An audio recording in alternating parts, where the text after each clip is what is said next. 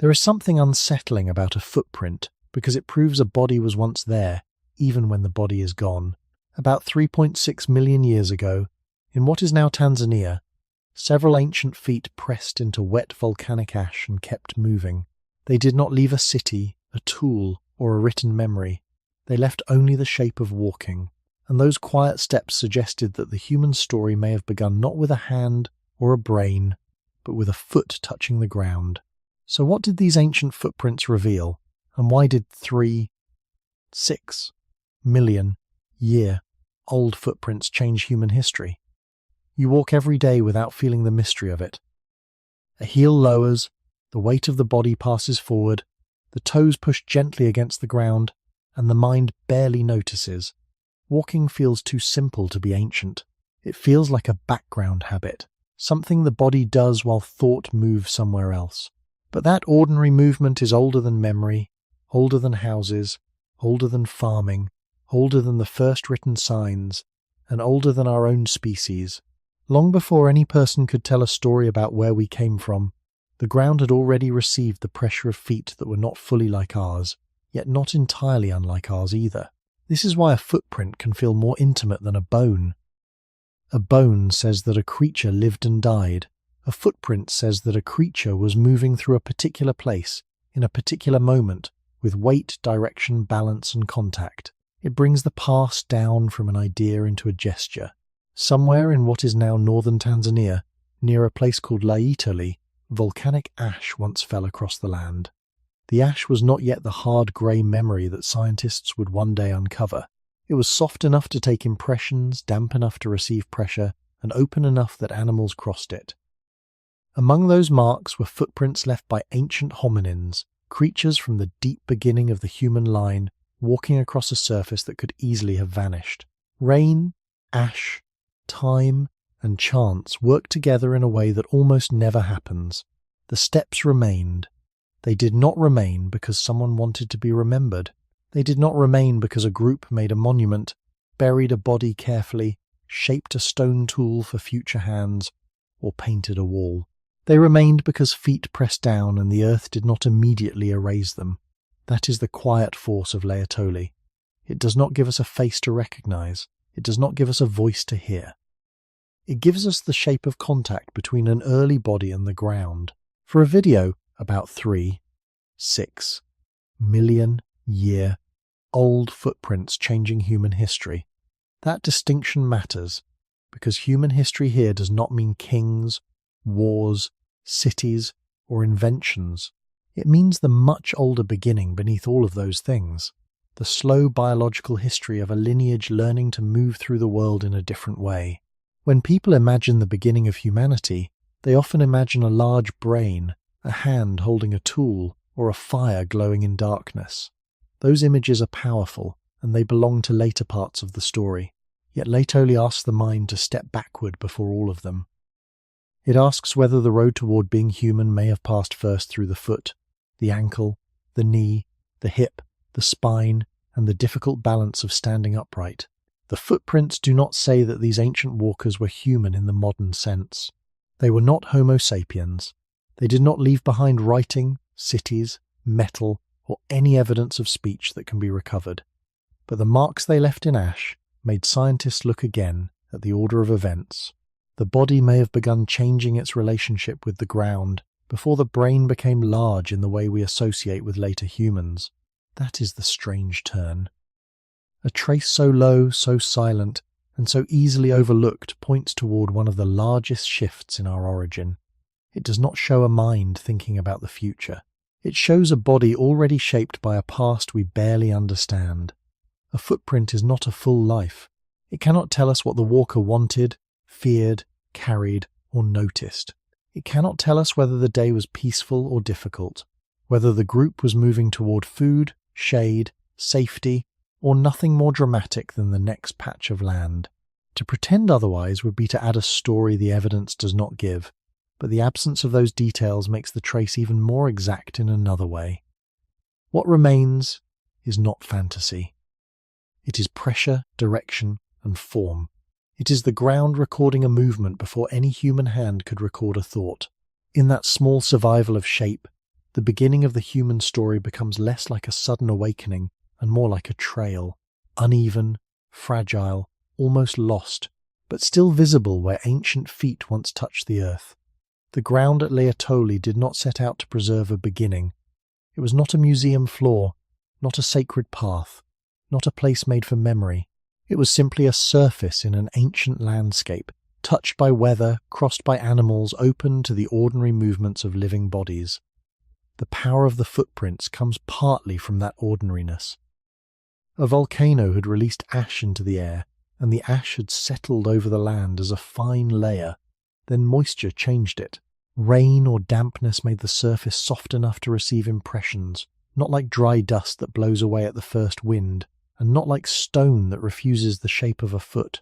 It became, for a short time, a rare kind of ground, firm enough to hold form, soft enough to record pressure. Animals moved across it. Their feet pressed into the wet ash and left shallow signs of passage. Among those traces were the marks that would later matter so deeply to the study of human origins. Ancient hominins stepped there, placing their weight into a surface that could have disappeared within hours or days. A stronger rain might have washed the prints away. A dry wind might have broken the fragile edges. Later animals might have disturbed them. The world usually erases footsteps without effort. Every beach, riverbank, mud path, and dusty track teaches the same lesson. Walking leaves evidence only for a moment. At Laetoli, that moment did not vanish. Another fall of material, another covering of ash or sediment, helped seal the surface. The ground that had briefly behaved like wet clay became protected from the open air. Over immense time, layers hardened, landscapes shifted, erosion worked slowly, and what began as a soft impression became part of the geological record. This is why the footprints feel almost impossible. They are not merely old. They are the survival of something that almost never survives. Bones can fossilize under certain conditions, and stone tools can remain because stone is durable. But a footprint is a temporary agreement between body and ground. It is made by pressure and meant to disappear. For such a mark to cross millions of years, the timing had to be unusually precise. A body had to step at the right moment, on the right surface, before the surface dried, broke, washed away, or was trampled beyond recognition. Then the mark had to be covered gently enough to protect it, not violently enough to destroy it. When we speak about the beginning of the human line, it is easy to imagine that the past is waiting for us in complete form, as if the earth keeps a full record and science only needs to open the correct page. Laetoli reminds us that the record is not complete. It is torn, scattered, and uneven.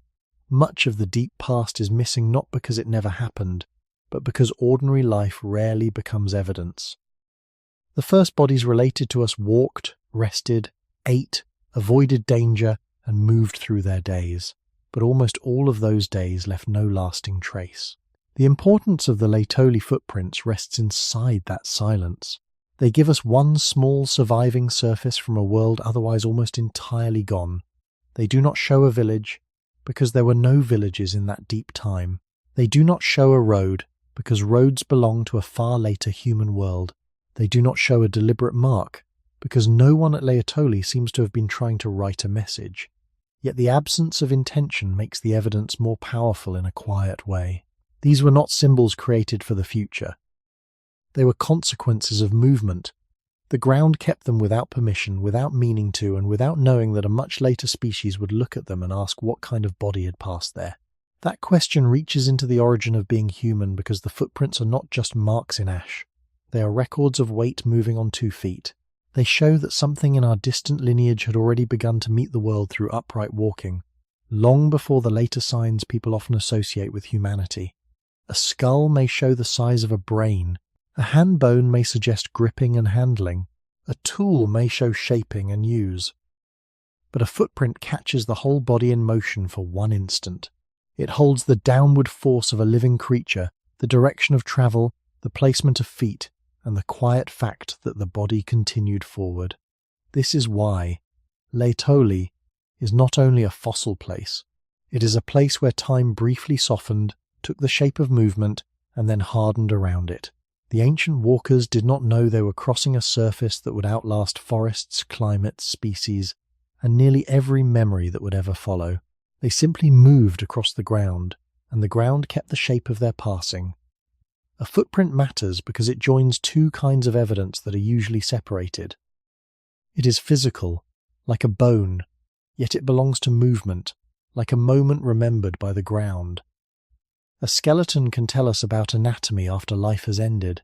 It can show the shape of a hip, the angle of a femur, the curve of a spine, the size of a skull, the form of a foot. From bones, scientists can infer how a body may have stood, climbed, walked, or carried its weight. But bones are still remains of a body at rest. They are the architecture left after breath and motion have gone.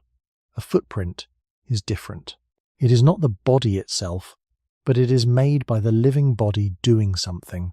It is a trace of action, a brief contact between muscle, balance, ground, and time.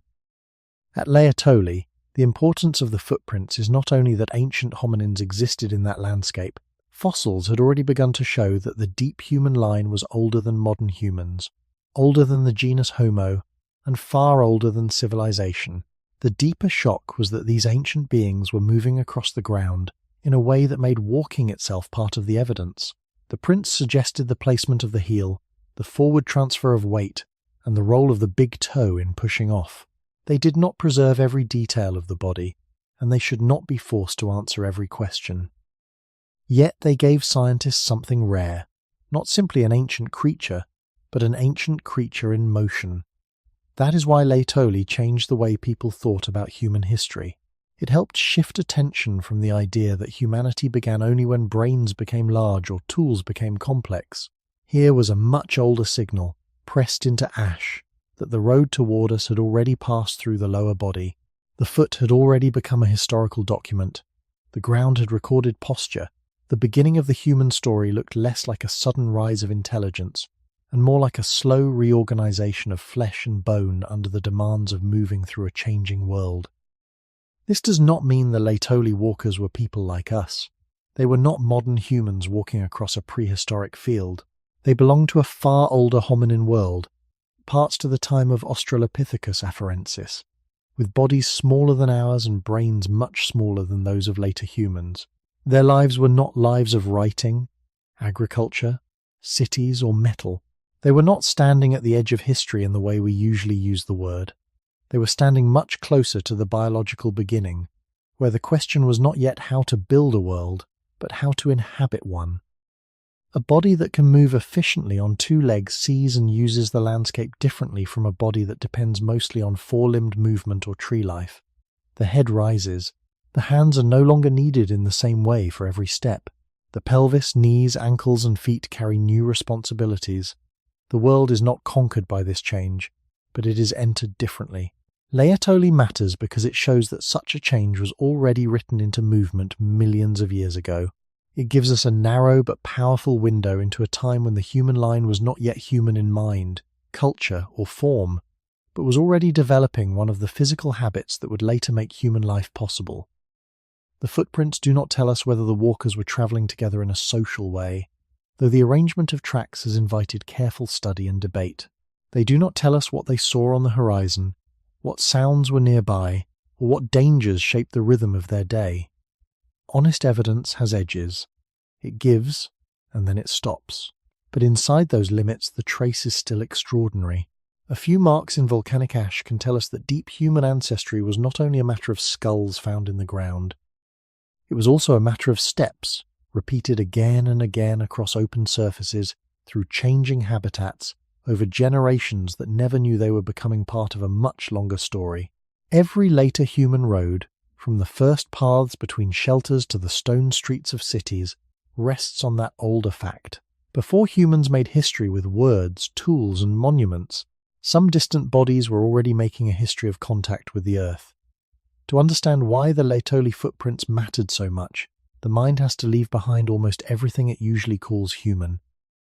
There were no cities, no walls, no fields of grain, no fireside stories preserved in language, no names, no tools of metal, no graves marked by memory, and no Homo sapiens watching the horizon with a brain like ours. About 3.6 million years ago, the world in what is now northern Tanzania belonged to a much older stage of life. It was not empty, and it was not primitive in the simple way people sometimes imagine. It was full of weather, plants, insects, birds, large mammals, predators, grazing animals, and changing ground. It was a living landscape, but not a human landscape. The beings who crossed the damp ash at Laetoli moved through a world that did not know it was holding the beginning of a long story. They were not early villagers, not hunters with spears in the later sense, not people sitting around a controlled hearth. They were hominins from a deep time before our kind existed, close to the age of Australopithecus afarensis, a species known from eastern Africa and often discussed when scientists speak about early upright walking. This matters because the footprints pull human history away from the familiar surface. They force us to look beneath the world of culture and ask what had to change in the body before culture could ever appear. In that older world, survival was not organized around the things modern people recognize as human achievement. There was no written map, no stored knowledge in books, no inherited architecture, no village boundary that could be returned to generation after generation in the way later humans would return to home. Life was carried in bodies, in instinct, in learning, in social closeness, in the ability to find food, avoid danger, rest when possible, and move when movement was necessary. The beginning of the human line was not a clean doorway. It was a long biological passage. A creature could be related to us without thinking like us, could walk in a partly familiar way without being human as we are human, could leave a mark that feels close to our own feet while belonging to a mind and body separated from us by millions of years. That is the deep unease of Laetoli. The footprints feel intimate because they resemble something your own body understands, yet the walkers were separated from modern life by an almost unthinkable distance. Between them and us would come immense changes. New species, shifting climates, changing habitats, stone technologies, larger brains, controlled fire, migrations, language, symbolic behavior, farming, cities, and finally the written histories that make humans think history begins with words. Laetoli stands far before that. Its importance comes from being so early and so plain. It says that before the human story became a story of invention, it was already a story of posture and ground. A small-bodied hominin could move across an open surface, placing weight through feet shaped by evolution, and the earth could keep the trace long enough for another species, millions of years later, to recognize a strange family resemblance. The landscape itself was not waiting for humans.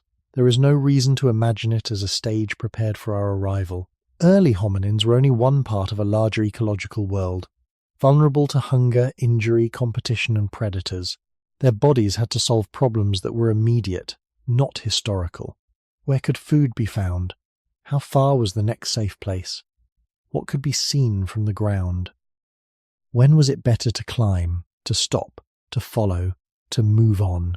The footprints do not answer those questions directly, but they place them under the feet of a real creature. They make the origin of humanity less abstract. The first deep layer of our story was not a sudden idea inside a large brain. It was an animal body meeting an unstable world, generation after generation, until some forms of movement became part of the lineage that would much later lead to us. This is why the absence of modern humanity at Laetoli is not a weakness in the story. It is the point. The footprints are powerful because they come from before us, before our language, before our memory, before our explanations, and still they point toward one of the physical conditions that made all later human worlds possible. The beings who left the Laetoli footprints are often connected with Australopithecus afarensis, the same broad kind of early hominin known from fossils in eastern Africa, including the famous partial skeleton called Lucy. That connection is not a simple label written inside the footprints themselves. A footprint does not carry a species name. It does not say who made it in the way a signed object might. Scientists link the trails to Australopithecus afarensis because of the age, the place, the known fossils from that wider region and period, and the kind of body that seems able to explain the traces. That careful wording matters. The Laetoli footprints are powerful enough without turning them into something more certain than the evidence allows. They belong to a time when the human line was still far from the form we know today, and yet they show something that later humans would recognize in their own bodies. Feet meeting the ground in repeated steps. Australopithecus afarensis was not a person in the modern sense. Its brain was much smaller than ours. Its body was smaller. Its arms, shoulders, hands, pelvis, legs, and feet carried a mixture of features that remind scientists that evolution does not move by clean replacement. An older way of living does not vanish in one moment while a new one appears fully formed. Traits overlap. Bodies keep the memory of earlier habits while developing new ones. These ancient hominins may still have climbed and used trees in ways important to their survival, yet their lower bodies also show adaptations linked with walking upright. This is one reason Laetoli is so important. It does not place a modern human body into deep time. It places a transitional, ancient body into motion.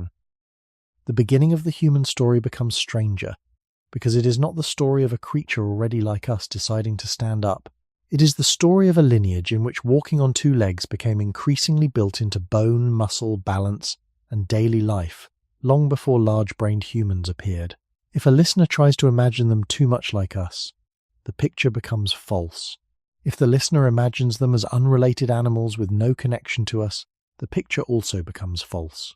They lived in the difficult middle of ancestry, close enough for their footprints to disturb us with familiarity, distant enough that their minds and lives remain mostly beyond reach.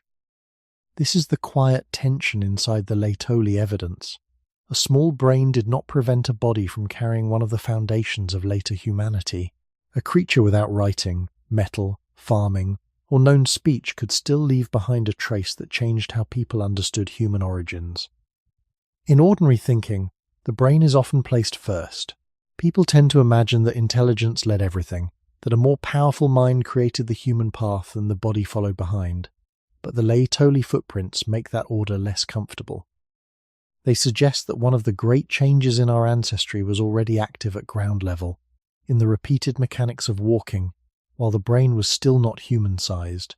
The body was solving a problem before the later mind could describe the problem.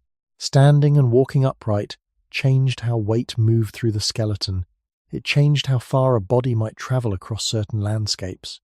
It changed what the hands had to do during movement. It changed the relationship between vision, balance, and distance. None of this means that bipedal walking had one simple cause. Scientists have proposed many pressures and advantages, and no single explanation should be treated as the full answer. The safer truth is also more interesting. Over many generations, bodies that moved through mixed environments were shaped by survival, reproduction, and the conditions of the land. At Laetoli, those forces appear not as a theory in the air, but as marks on an ancient surface. The footprints ask us to imagine ancestry without turning it into a modern mirror. These walkers may have moved in a group, or at least near one another, but the evidence cannot give us their private world. It cannot give us family roles, spoken intentions, or memories. It can only show that certain bodies crossed wet ash, and that their steps carried enough human-like structure to force a change in scientific imagination. Before Homo sapiens, before the genus Homo became central to the story, before the long road of tools, fire, language, and migration, there was already a deeper road underfoot. It was not a road built by hands. It was the path of a body gradually becoming able to move through the world in a way that would one day make us ask where the first human beginning really was. The deepest paradox of the Laetoli footprints is that they seem to place the body ahead of the mind. Modern people often think of humanity as something that began inside the skull. We imagine a larger brain, a brighter intelligence, a sudden capacity to plan, remember, speak, make tools, and understand the world in a more complicated way. That picture feels natural because our own lives are shaped by thought. We live through language, memory, symbols, names, explanations, and stories. But the footprints at Laetoli point toward a much older order.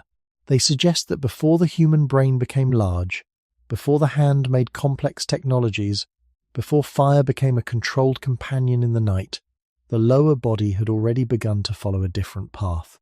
A foot pressed into ash. A heel carried weight. A body balanced over two legs.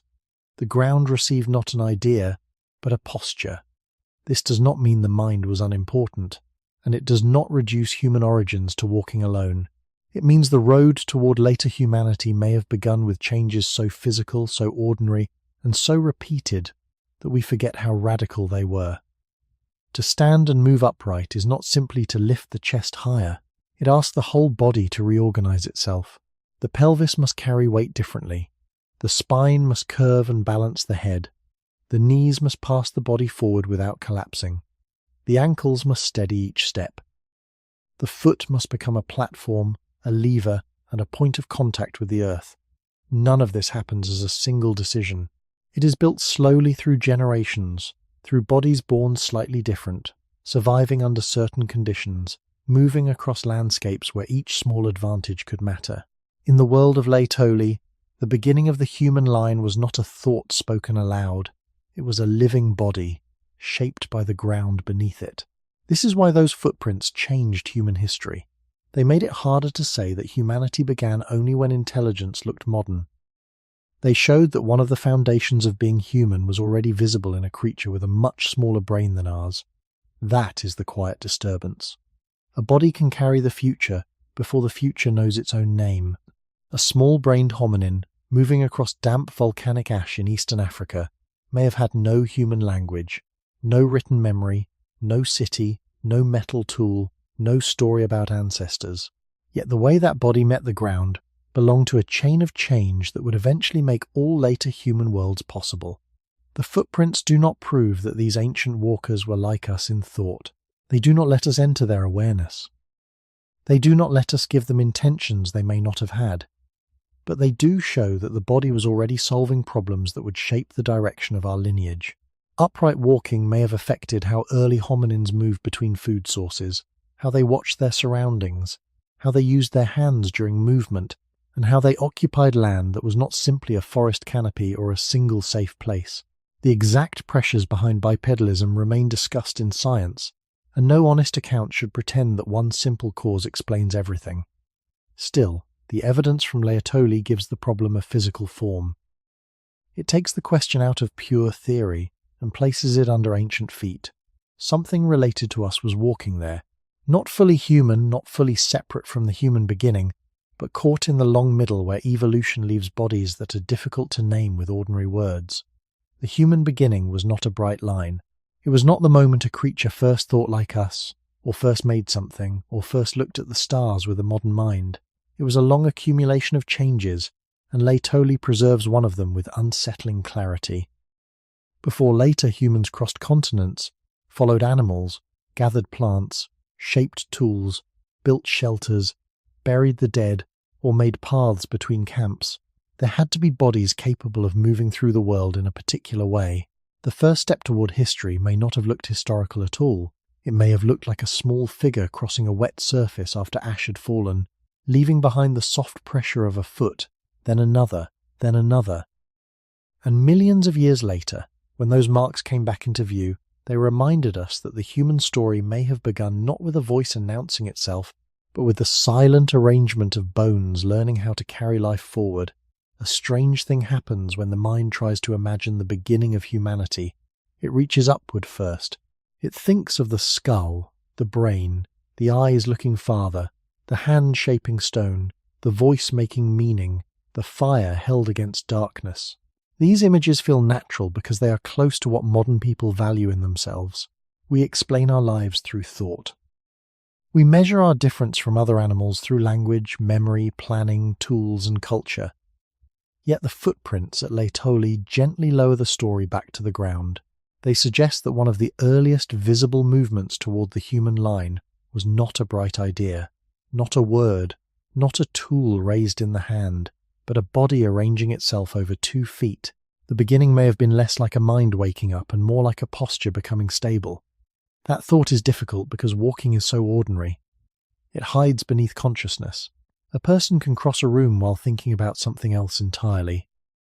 The body measures distance, balance, pressure, and rhythm without asking to be praised. But in deep time, that quiet habit was not ordinary at all. To stand and walk upright required a living body to solve a demanding biological problem. The head had to be carried over the spine. The trunk had to stay balanced above the pelvis. The hips had to support weight in a new way. The knees had to pass the body forward. The feet had to become reliable platforms for landing and pushing away from the ground. The whole body had to negotiate gravity differently. At Laetoli, those negotiations left impressions in ash. The ancient walkers were not thinking about anatomy. They were simply moving. But the ground kept the result of a long evolutionary conversation between bone, muscle, balance, and landscape. This is why the footprints carry such force. They do not show a creature explaining itself. They show a creature already living inside a changed body plan. In the beginning of the human line, before any later achievement could be built, there had to be a body that met the earth differently from its ancestors. A four-limbed climber experiences the world through grasping, branches, trunks, and shifting support. An upright walker experiences the ground as a surface to cross, not only a surface to crouch upon or climb away from. That difference does not make the walker powerful in any simple sense. Early hominins were still vulnerable animals in a wide ecological world. They were not masters of the land. They were not protected by walls, clothing, fire, or stored food in the ways later humans would be. But their bodies were beginning to carry a new relationship with space. When weight rises over two legs, the horizon changes slightly. The hands are not needed in exactly the same way for every step. The eyes meet distance from a different height. The rhythm of travel becomes tied to a narrow line of prints rather than the broader pattern of four limbs. None of this should be turned into a sudden miracle. Evolution did not decide to make humans. It shaped populations through ordinary pressures across many generations. Some bodies survived, reproduced, and passed along traits that worked well enough in their environments. Many lives disappeared without leaving any trace. But at Laetoli, a small trace remained, and because it remained, the first chapters of human history had to be read with more attention to the lower body. The foot, so easily ignored in modern life, became evidence for a profound shift. The pelvis, knees, ankles, and toes became historical characters without ever speaking. The story of human origins became less centered on a single moment of intelligence and more spread across the entire body. This does not diminish the later importance of the brain. Instead, it places the brain inside a longer sequence.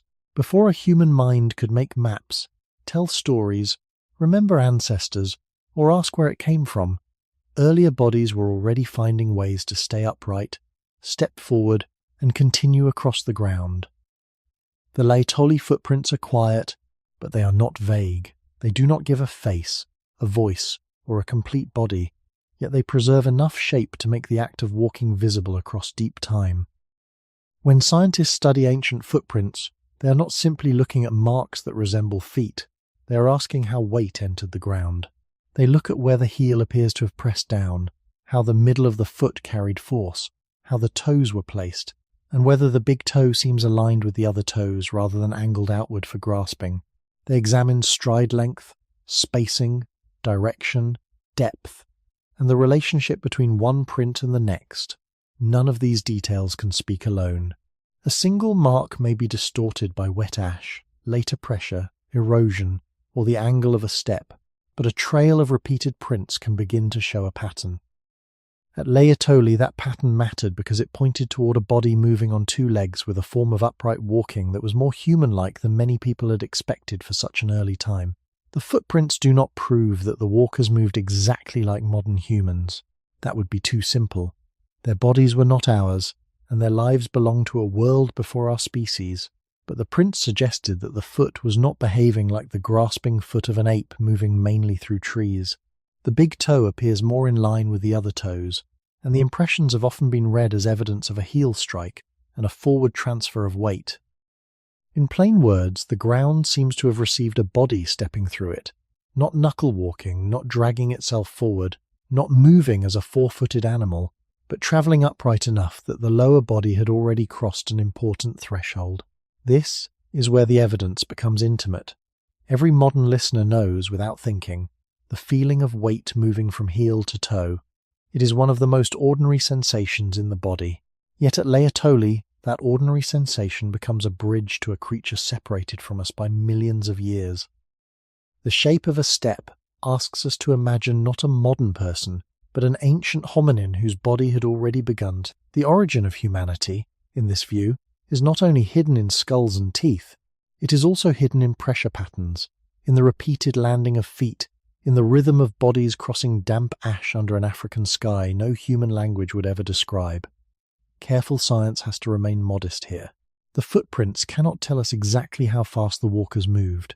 They cannot tell us whether they were relaxed, alert, tired, hungry, or following something.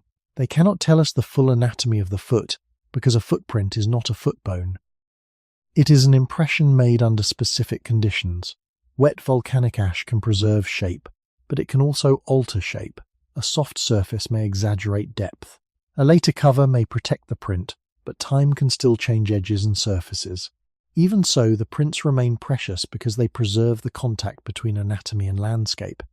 They show what bones alone cannot show in the same direct way. A living body using its structure in motion. This is why the heel, the toes, the spacing, and the direction all matter. They are small details, but together they move the question from "what did this creature look like?" toward "how did this creature carry itself through the world?" That question sits near the source of the human story. Before later, humans could build camps, make long journeys, carry tools, follow herds, or move across continents. Earlier bodies had to develop a stable relationship with the ground. Laetoli does not give us the whole beginning, but it gives us a piece of the beginning that can be seen in the most bodily way possible. A foot came down. Weight passed forward. Another foot followed. The ash accepted the pressure. The walker continued. And in that repeated motion, millions of years before written history, the earth kept evidence that the path toward humanity was already being shaped beneath the knees. The Laetoli footprints should not be made to say that the walkers were modern humans in ancient skins. That would flatten the mystery instead of protecting it. Their steps may look familiar enough to unsettle us, but their bodies belong to a much older branch of the human story, one still carrying traces of earlier ways of life. A human foot today is shaped for long contact with the ground. The heel is strong, the arch helps manage force, the big toe lines up with the others and helps push the body forward. The pelvis, spine, knees and ankles work together so smoothly that walking can disappear beneath thought. But in deep ancestry, these features did not arrive all at once, and they did not erase every older ability in a single moment. Early hominins lived in a world where trees still mattered, where climbing could still matter, where safety, food, sleep, and escape may have depended on more than one kind of movement. The important point is not that they had already become us. The important point is that their lower bodies had moved far enough toward upright walking that the ground could record a new relationship between a living body and the earth. That is why Laetoli feels like a threshold. A threshold is not a finished room. It is a place of crossing. The walkers who passed over the damp ash were not entering human history as people with words, memories, tools of metal, or shelters built with intention across generations. They were crossing a biological threshold written into posture. Their bodies still belonged to an animal world, but that animal world had begun to include a strange form of movement, a creature standing higher, balancing differently, and sending its weight down through 2 feet. It is tempting to imagine evolution as a ladder, with one form stepping neatly above another. Laetoli resists that picture. It shows a more uneven truth. A body can be partly old and partly new. A lineage can keep abilities from one environment while gaining advantages in another. A creature can be comfortable enough in trees to use them, yet committed enough to the ground that its footprints reveal upright travel. The deeper movement away from a fully tree-bound life did not need to mean that trees became useless. It meant the ground was becoming central in a new way. The beginning of humanity was not a clean escape from nature. It was a change inside nature, a rebalancing of risk, movement, food, distance, and anatomy. When the foot becomes a main instrument of survival on land, the whole body must follow. The hands no longer serve the same constant role in movement. The eyes meet the world from a slightly different height. The spine carries the head with new demands. The hips and knees pay the cost of balance. Even birth, growth, injury, rest, and aging would eventually be shaped by the consequences of walking upright, though those later meanings were far beyond the awareness of the Laetoli walkers. They did not know they were part of a long transformation. They were simply alive, moving where the landscape allowed them to move. Yet from the view of human origins, their steps show that the old life of moving mainly through branches was no longer the whole story. Something had shifted downward. onto open surfaces, paths between vegetation, patches of ash, mud, grass, and firm earth. That shift did not make them safe. Upright walking is not magic. It exposes the body as much as it frees it. A creature on two legs can see differently, but it can also fall. It can carry its hands away from the ground, but it must trust balance more deeply.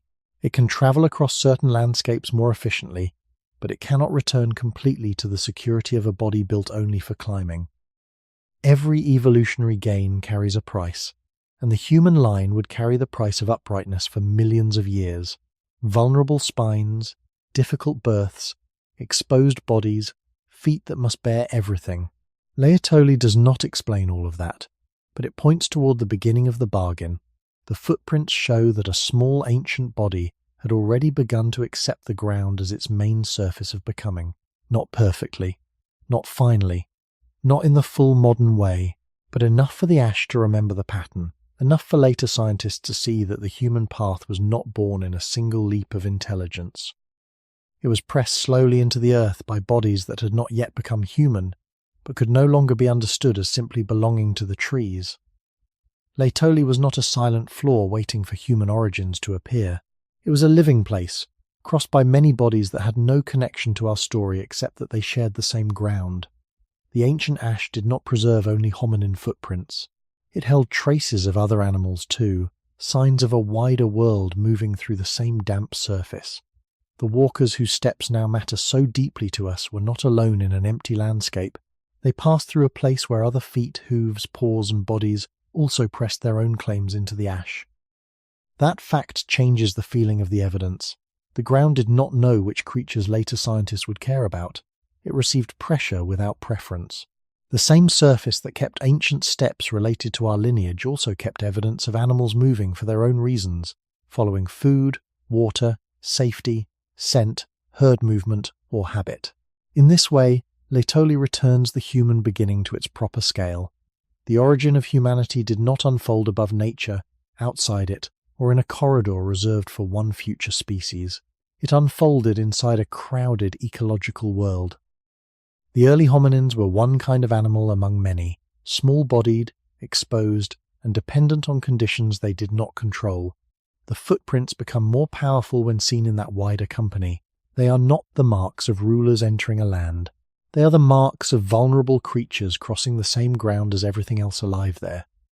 Around them, the ancient environment would have offered food in some places and danger in others. It would have contained plants, open patches, trees, insects, birds, grazing animals, and predators.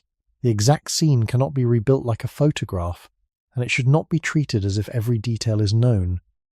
But the fossil trackways show that the ash surface belonged to a living landscape, not a human-centered beginning. For the human story, this matters because it changes the emotional direction of the question. The first deep traces of our lineage do not show triumph. They show participation. A body related to us moved through a shared world, leaving marks no more intentional than the marks around it. Later humans would build camps, paths, fields, cities, temples, roads, and monuments. They would make landscapes carry human meaning. At Laetoli, none of that had happened. The ground still belonged to weather, animals, vegetation, ash, and time. The hominin footprints are important precisely because they appear before human dominance, before the world had been remade by human hands. They show a beginning not of control, but of exposure. To walk upright across such a place was not to stand above the other animals in any simple sense. It was to move differently among them. The body rose higher, but not beyond danger.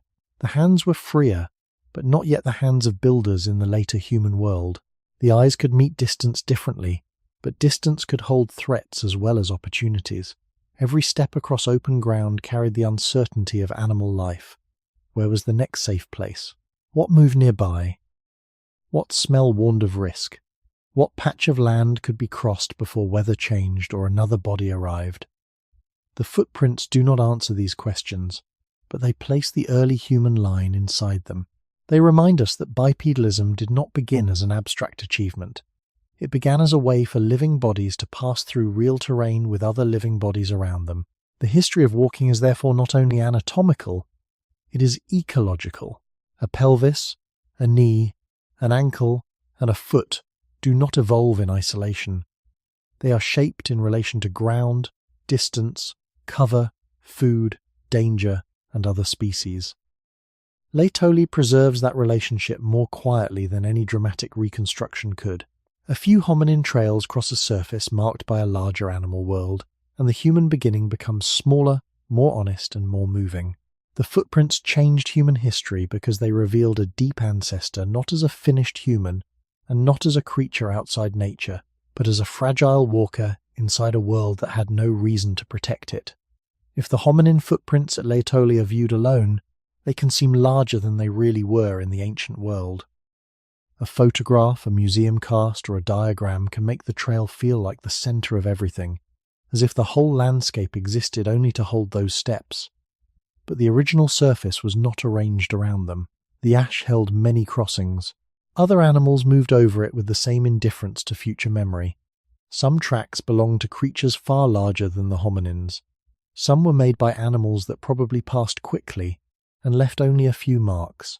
Others formed small patterns across the same ground. When the hominin prints are placed back among those other traces, their meaning becomes more honest. The early human line did not begin as the dominant presence in the scene. It appeared as a small movement inside a greater traffic of life. Those ancient walkers were not standing apart from the animal world. They were inside it, exposed to it, measured against it by their bodies and the narrowness of their trail. A large animal crossing the ash could have left deeper, broader signs. A herd animal may have moved with the safety of numbers. A predator, if nearby, belonged to the same landscape of risk. The hominin steps, by contrast, remind us of a vulnerable body using upright walking, not as a symbol of superiority, but as one possible way to survive among other bodies. This is one reason Laetoli changes the imagination. It does not let the beginning of humanity become too grand. It keeps it low, close to the surface, surrounded by hooves, paws, claws, bird tracks, rain marks, and volcanic ground. Long before humans remade landscapes with fields, roads, houses, and cities, a body related to us had to move through places already full of other lives. That body did not own the path. It only crossed it. The footprints therefore carry humility. They show a lineage that would one day alter the planet, but at that time could leave only shallow impressions beside the marks of other animals. The difference between the future and the moment is enormous. From our side of time, later humans would spread widely, make tools, use fire, create language, remember the dead, build settlements, and change ecosystems. But none of that future was visible in the ash. The Laetoli walkers were not walking toward history in any conscious way. They were moving through a day. Their bodies needed food, balance, rest, and safety. Their feet found the ground. Their weight passed forward. Around them, other animals followed their own needs. This shared surface matters because the origin of the human line was ecological before it was cultural. It was about living in relation to weather, plants, other animals, danger, distance, and chance. A step on 2 feet had meaning because it happened in a real environment where movement had consequences. If food lay beyond open ground, crossing mattered. If trees offered safety in one direction and open land in another, movement mattered. If the body could rise, see, turn, and continue, that mattered too. But it mattered within a world that did not care about human destiny. Laetoli holds that truth in an unusually quiet form. The hominin prints are close enough to our own bodily experience that they feel personal, yet they are surrounded by signs that push back against human pride. They say that our deep beginning was not a throne, not a campfire circle, not a tool workshop, not a first speech. It was a set of small bodies moving among other animals across a temporary surface, leaving evidence only because ash, moisture, and time happened to preserve it. When the early human line is seen this way, the first steps toward us become less like a conquest and more like a negotiation. The ground was shared, the risks were shared, the need to move was shared. What was different was the way these bodies balanced and carried themselves through that shared world. And that difference, small enough to fit inside a footprint, was still large enough to change how later humans would understand where they came from. The most important thing Laetoli teaches is not that the human line began in strength. It teaches almost the opposite. The earliest visible traces related to us were not walls, weapons, ornaments, graves, or anything that could force the world to remember. They were shallow marks in damp ash, made by bodies small enough to disappear inside the larger life around them. That is a colder truth than the usual story of human greatness. The path toward us began not with mastery, but with exposure. A small hominin walking upright across an ancient surface still had to share the world with animals faster, stronger, heavier, sharper-toothed, and better protected by instinct, size, or herd movement. The body that rose on 2 legs did not become safe simply because it stood higher. It entered a different bargain with the land. It could look over certain grasses or low vegetation. It could move its hands away from the ground. It could travel across some surfaces in a way that may have helped over distance. Yet every advantage came inside a landscape that remained indifferent. Rain could erase tracks. Ash could harden. Predators could pass nearby. Food could be scattered. Water could lie far away. A broken bone, an infected wound, or a bad season could matter more than any future hidden inside the body. This is why the footprints are so moving when placed among the tracks of other animals. They show that the beginning of the human story was not a rise above nature, but a fragile adjustment within nature. A creature related to us was not yet shaping the world on a human scale. It was being shaped by the world, the ground, the distance between trees, the availability of food, the presence of other animals, the need to balance and move, all pressed on the body across generations. In that pressure, upright walking became one answer among many possible answers life could try. Not a perfect answer, not a complete answer, not a destiny. Just an answer that worked well enough for some bodies to live and leave descendants. Later, humans would turn walking into migration, roads, trade, pilgrimage, conquest, exile, and return. But at Laetoli, walking was still much closer to survival than to meaning. It was the act of crossing a surface without knowing the surface would become evidence. The early hominin did not step into ash as a symbol. It stepped because life required movement. That simplicity is what gives the trace its force. The origin of humanity becomes less proud and more intimate. It begins with the need to keep going. Every later human achievement rests on that quieter foundation. A body able to move through uncertainty, to shift weight, to continue beyond one patch of ground into another. Laetoli does not show the first moment of bipedalism, and it does not give us the whole story of why upright walking evolved. Science cannot honestly claim that from these footprints alone, but it does show that by about 3.6 million years ago, the human line had already entered a new relationship with the ground. That relationship was humble at first. It did not announce itself. It left no monument. It was recorded only because the earth happened for a brief moment to be soft enough to remember. When we look back from the modern world, it is easy to place ourselves at the center and imagine all earlier life moving toward us. But the Laetoli walkers were not moving toward us in their own minds. They were moving through their own world. Their importance belongs to us only because we arrived later and recognized in their steps something that our own bodies still repeat. A heel descends, weight shifts, toes press away, the body continues. The same basic rhythm that carries a person quietly across a room at night once appeared in an ancient landscape where no human name existed. That is why these footprints changed human history. They returned the beginning to the ground. They showed that before our lineage became a maker of stories, it was a line of vulnerable bodies learning very slowly how to pass through a world that did not yet belong to them. To walk on 2 legs is to ask the whole body to become a careful arrangement. It may look simple from the outside, because modern people inherit the result without noticing the cost. A child learns to stand, fall, rise again, and soon the act becomes ordinary. But in deep time, upright walking was not a small adjustment added to an otherwise unchanged animal. It altered the body from the ground upward. The foot had to receive weight in a new way. The big toe had to become less like a grasping finger and more like a forward lever. The ankle had to steady the body over a narrower base. The knee had to support the body while passing it forward.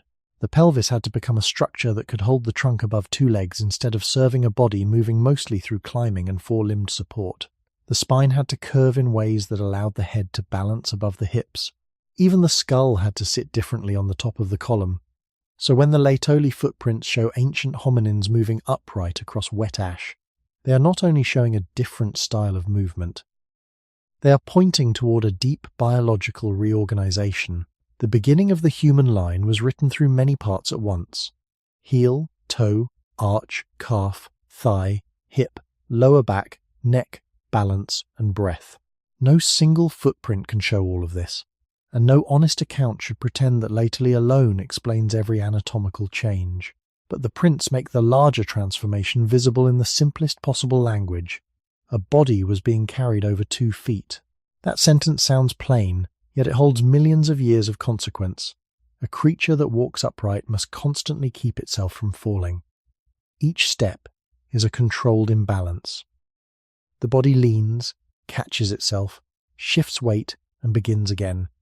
In modern life, shoes, flat floors, roads, and familiar rooms hide how delicate that process is. In the ancient world of Laetoli, the surface was not a polished floor or a paved path. It was a natural ground, shaped by ash, moisture, unevenness, and weather. To move across it on 2 feet required a body that could manage instability while continuing forward. The footprints, therefore, belong to a biological question much larger than their size. How did a small-brained hominin become stable enough on the ground for upright walking to be part of ordinary life? The answer is not a single invention, and it is not a sudden leap. It lies in generation after generation of bodies living inside landscapes where movement mattered. Some environments may have included woodland, open patches, scattered trees, and changing distances between food, cover, and safety. Early hominins did not need to abandon trees completely for the ground to become more important. They only needed the ground to matter often enough that bodies suited to moving across it had an advantage. The Laetoli walkers were not yet modern travellers, and they were not walking down a road in the human sense. Still, the marks they left suggest that the ground had become a serious surface of life. This is where the body's transformation becomes tied directly to the origin of humanity. A larger brain would come later in the story, but a larger brain still needs a body to carry it. Hands would later make and hold tools with increasing skill, but hands become different when they are not required to support every step. Social life would later expand in ways that are difficult to measure from footprints, but any social body must move, gather, follow, rest, and return through space. Walking on 2 legs changed the conditions under which all those later developments could unfold. It did not guarantee them. Evolution has no promised ending. But it opened a new physical relationship with the world. A body upright on the ground can scan, turn, carry, reach, pause, and continue in ways shaped by its posture. It also pays prices: strain on the spine, risk of falling, pressure on the feet, difficult balance, and later in the human line, a complicated relationship between pelvis shape and birth. Uprightness was not a perfect design. It was a workable compromise. Laetoli matters because it shows that this compromise was already old when our own species was still millions of years away. The footprints are small, but behind them stands an entire body slowly remade by the act of moving forward. The body does not evolve in empty space. A foot changes because of the ground it meets. A knee changes because of the distances a body must cross. A pelvis changes because weight has to be carried again and again through real landscapes, not through diagrams. This is why the Laetoli footprints cannot be separated from the environment around them. They were pressed into volcanic ash, but they point beyond the ash toward a world of uneven surfaces, scattered food, changing cover, and movement between places. Early hominins did not live inside the stable rooms that modern bodies know so well. They did not move from chair to floor, from bed to road, from doorway to vehicle. Their bodies belonged to outdoor terrain, where the next patch of shade, fruit, water, roots, leaves, insects, or safety might lie beyond a stretch of open ground. The land in eastern Africa during that deep period was not one simple setting. It was not only thick forest, and not only open grassland. Scientists often describe early hominin environments as varied, with mixtures of woodland, more open areas, and shifting habitats depending on place and time. That variety matters. A body living only in trees faces one set of demands. A body living only on open ground faces another. But a body moving between trees, patches of vegetation, bare surfaces, and uncertain distances faces a more complicated question: how to keep going when the world is broken into many usable pieces.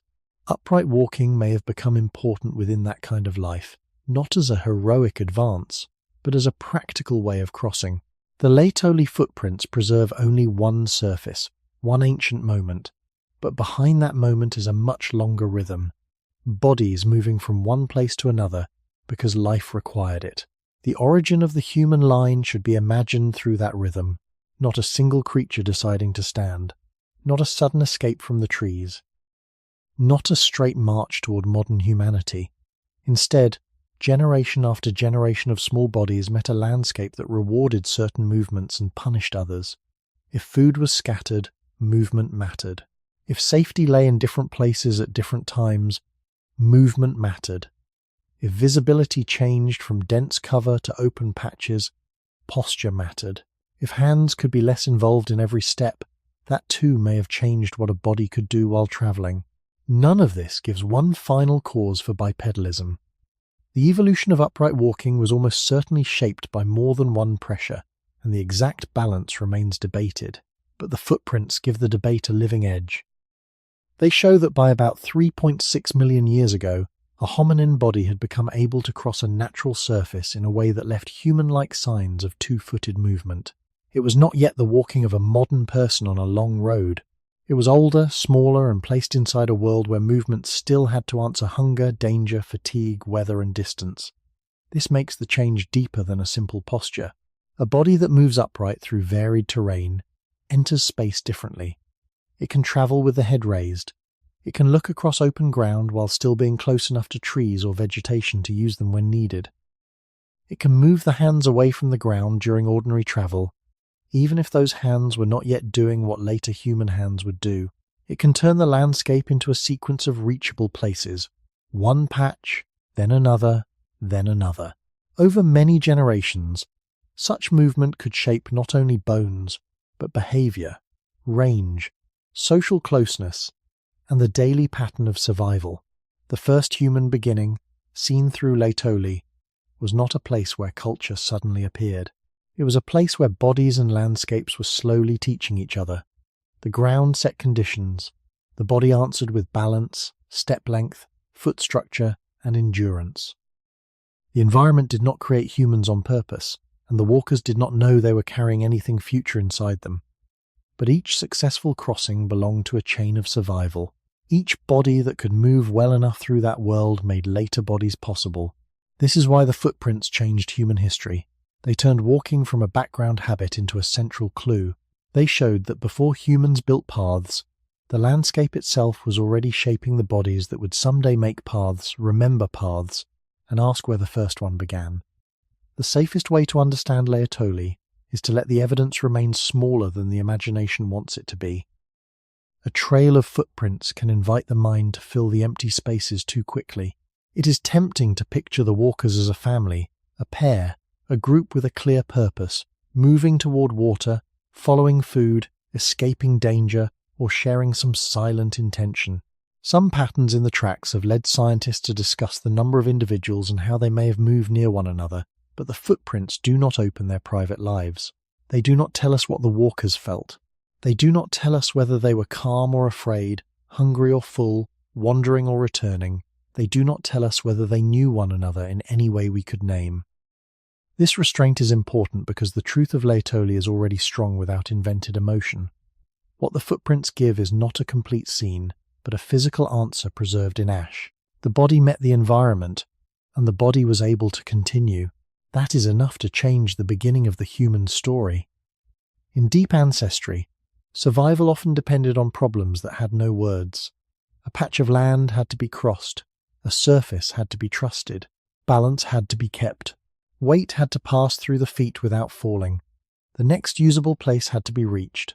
The Laetoli walkers did not need to understand evolution for their bodies to be shaped by it. They did not need to know that upright movement would one day become one of the signs later humans used to recognize their own distant relatives. Their bodies were simply living inside conditions that rewarded some forms of movement more than others. This is where science must be both careful and clear. We cannot say from the footprints alone why bipedalism evolved. We cannot point to one pressure and say that this, and only this, made the human line stand and walk.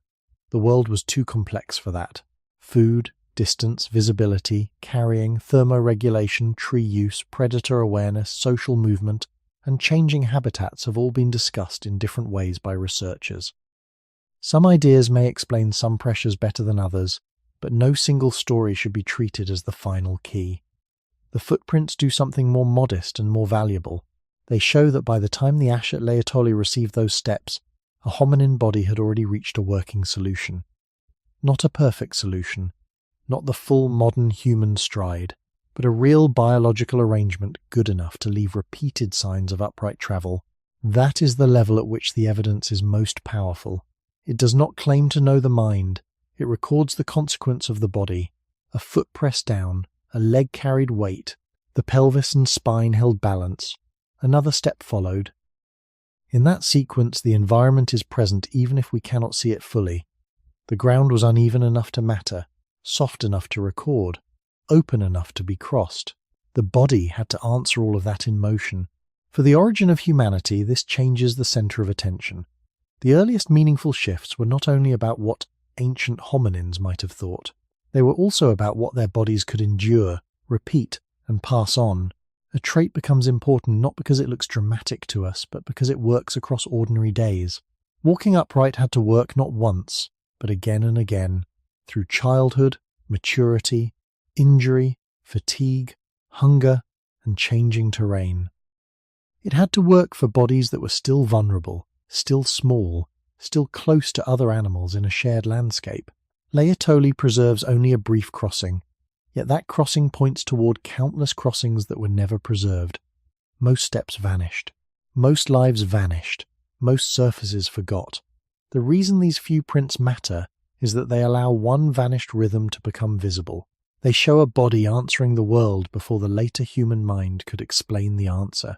The beginning of our lineage, then, was not only an increase in intelligence waiting to happen, it was also a long history of physical compromises, tested against land, weather, food, danger, and distance. The footprints do not tell us everything, and that is why they can be trusted. They stop where the evidence stops. But within those limits, they say something profound. Before humans could turn the world into memory, some ancient bodies had already learned how to move through it in a new way. Laetoli gives us a moment, not a life. That is one of the most important limits to hold in mind. The footprints seem so close to us that the imagination wants to keep walking beside them. It wants to know where the ancient bodies had been, where they were going, whether they moved together by choice, whether they heard animals nearby, whether the air smelled of rain and ash, whether one slowed down while another continued. But the evidence does not allow that kind of certainty. The ash preserved steps, not thoughts. It held pressure, direction, spacing, and form, not memory in the human sense.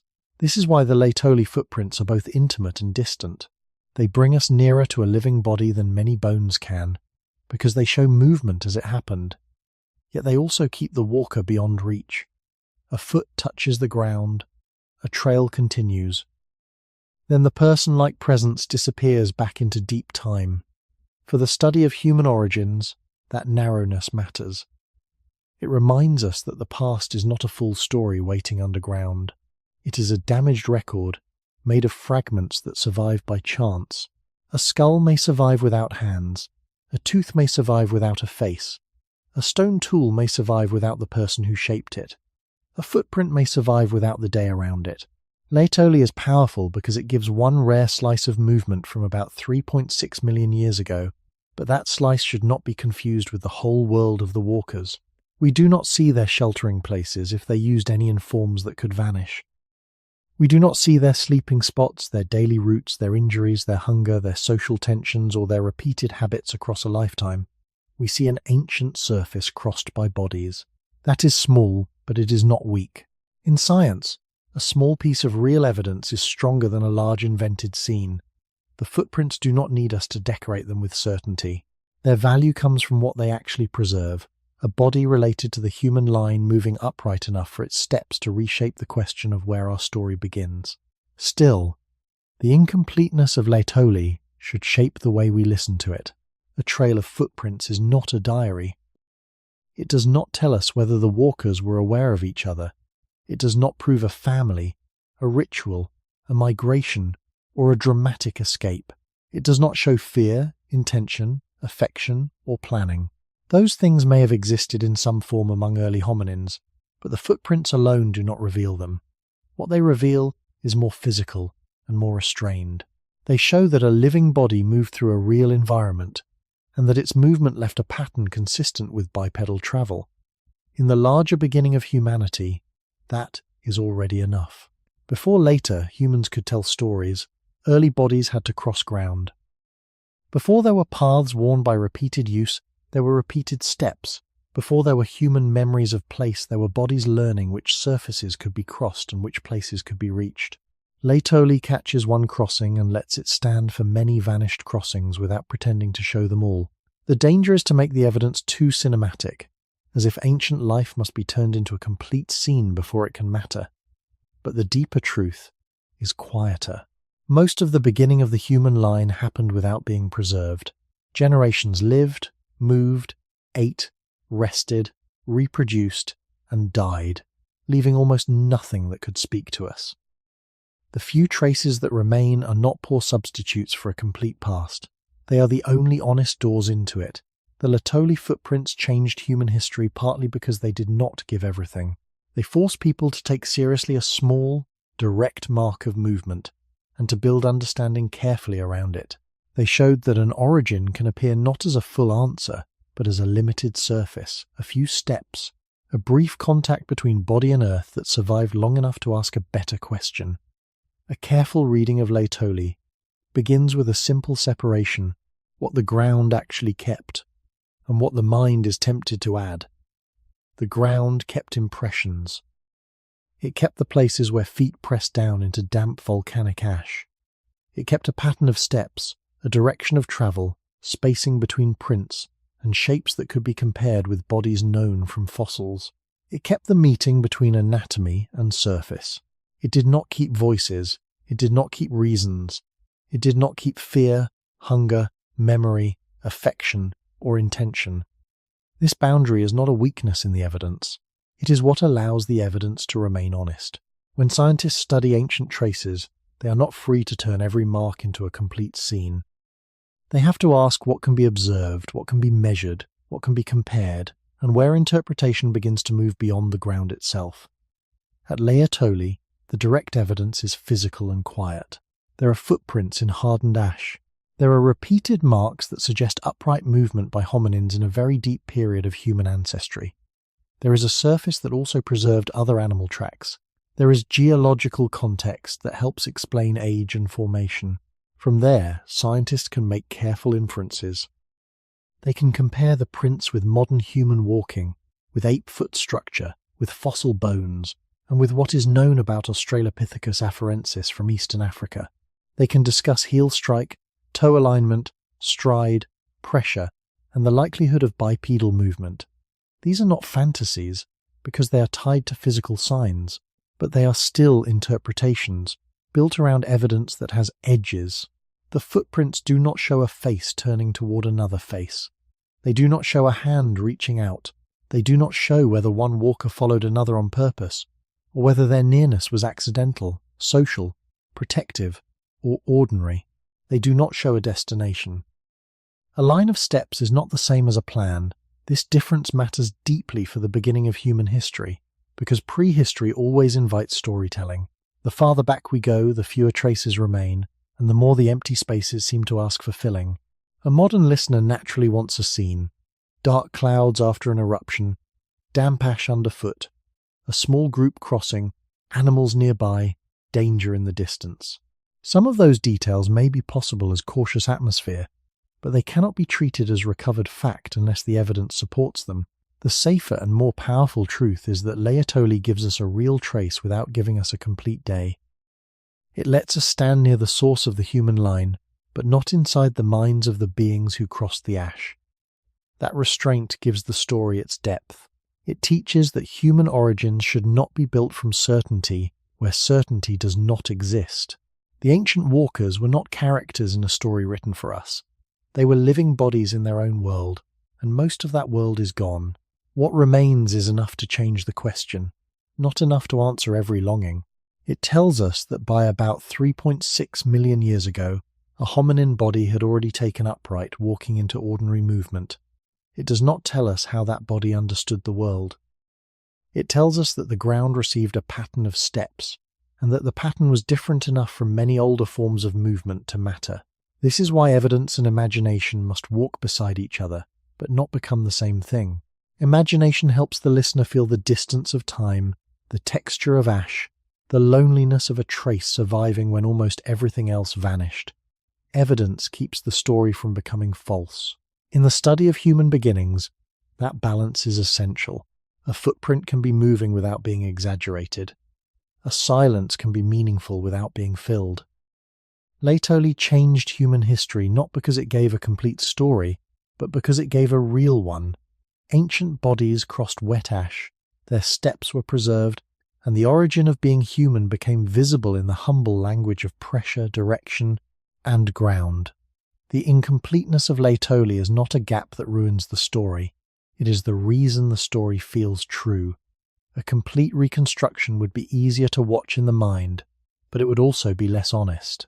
The real beginning of the human line does not come to us as a finished scene, with every face, sound, motive, and danger restored.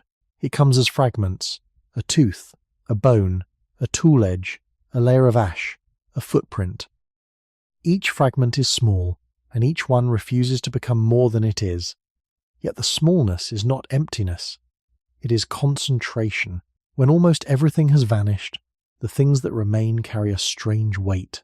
A few steps in hardened volcanic ash can become more important than a dramatic story, because the steps are real. They do not depend on anyone's memory. They do not depend on a legend, a myth, a written record, or a later human explanation. They are the physical afterimage of movement. That is why the missing pieces around them make them more valuable, not less. We do not know what the walkers were doing before they crossed the ash. We do not know where they slept, how often they travelled the same area, how they responded to danger, or what their daily pattern looked like across seasons. Those lives are gone, but one surface kept the pressure of their feet, and that pressure tells us something no imagined story can replace. It tells us that a body in the early human line was there, upright enough to leave a trail that still troubles the way we think about origins. In deep time, absence is normal. Preservation is the exception. Most ancient movements did not fossilize. Most bodies did not become skeletons in museums. Most places where early hominins walked were later washed away, buried beyond reach, eroded, broken, or changed until no trace remained. If countless other footprints were once made across mud, sand, riverbanks, ash, and soft earth, they disappeared as footprints usually do. Laetoli matters because it is one of the rare moments when disappearance failed. The earth forgot almost everything, but not quite everything. That narrow survival gives the footprints their quiet authority. They stand between silence and knowledge. They do not allow us to say too much, but they also prevent us from saying nothing. For the origin of humanity, this is a powerful kind of evidence. It teaches patience. It asks the mind to slow down and accept that the beginning was not preserved for us in full. Science advances here not by filling every silence, but by listening carefully to what the silence did not erase. The footprints show movement, not identity in the modern sense. They show a body using the ground, not a mind explaining itself. They show that upright walking had become real in a deep ancestral world, not that the walkers were already human as we are human. Every careful limit protects the value of the trace. If we invent too much, Laetoli becomes a fable. If we listen too little, it becomes only a mark in stone. Its true power lies between those mistakes. It is a small fact with large consequences. It forces the history of humanity to begin lower, earlier, and more physically than many people expect. The first preserved sign is not a word. It is not a handprint on a cave wall. It is not a shaped blade held up to the light. It is a footfall, repeated across a temporary surface. That does not answer the whole question of what made us human, but it changes the place where the question begins. The human story becomes something that rose slowly out of bodies moving through the world, not something that appeared only when those bodies could think in ways we recognize. The missing parts of Laetoli leave room for humility. They remind us that our deep ancestors did not live in order to become evidence. They lived because living required movement, balance, food, rest, closeness, and survival under conditions we can only partly recover. The footprints are not a complete message from them. They are a remaining contact, and perhaps that is enough. In a world where nearly all beginnings are erased, a few ancient steps can still teach that the path toward humanity was not announced from above, but quietly pressed into the ground. To feel the age of the Laetoli footprints, it is not enough to say the number. About 3.6 million years is too large for the mind to hold in one piece. It becomes a sound more than a measure. Modern people live inside years they can count. Childhood, middle age, old age, a century, a few generations of family memory. Even written history, which can feel ancient, reaches only a small distance backward compared with the ash at Laetoli. Farming began only a thin slice of time ago when placed beside those footprints. Cities are younger still. Writing is younger than the long biological story that made writing possible. Bronze, iron, roads, temples, kingdoms, calendars, ships, books, and science all belong to the very late surface of the human past. Laetoli lies far beneath that surface. It comes from a time so deep that our own species had not appeared. The genus Homo was not yet the central actor of the story, and the world contained no human memory of itself. Yet in that older world, something related to us placed one foot after another across damp ash. The scale is almost difficult to accept. A step, which usually vanishes in minutes, outlasted the entire rise of civilization. It outlasted every language ever spoken and lost. It outlasted every city built, abandoned, buried, and rediscovered. It outlasted all the generations who believed their own world was permanent. This is why the footprints feel different from an ordinary ancient object. A stone tool may last because stone is hard. A monument may last because many hands made it heavy. But a footprint is soft evidence. It begins as pressure on a temporary surface. It belongs to a moment that should have disappeared. And still, through rare conditions and immense time, the shape remained long enough for modern humans to find it. When we say these footprints changed human history, the phrase does not mean they changed events in their own time. The walkers did not redirect a kingdom or begin a civilization. They did not know history existed. They changed human history later, when their traces forced our species to widen its idea of the beginning. They told us that the story under our feet was much older than the stories in our books. To place Laetoli in time is to feel how late we are. The earliest farms, which seem like the dawn of human life in many school histories, are closer to the present than to those footprints by an almost absurd distance.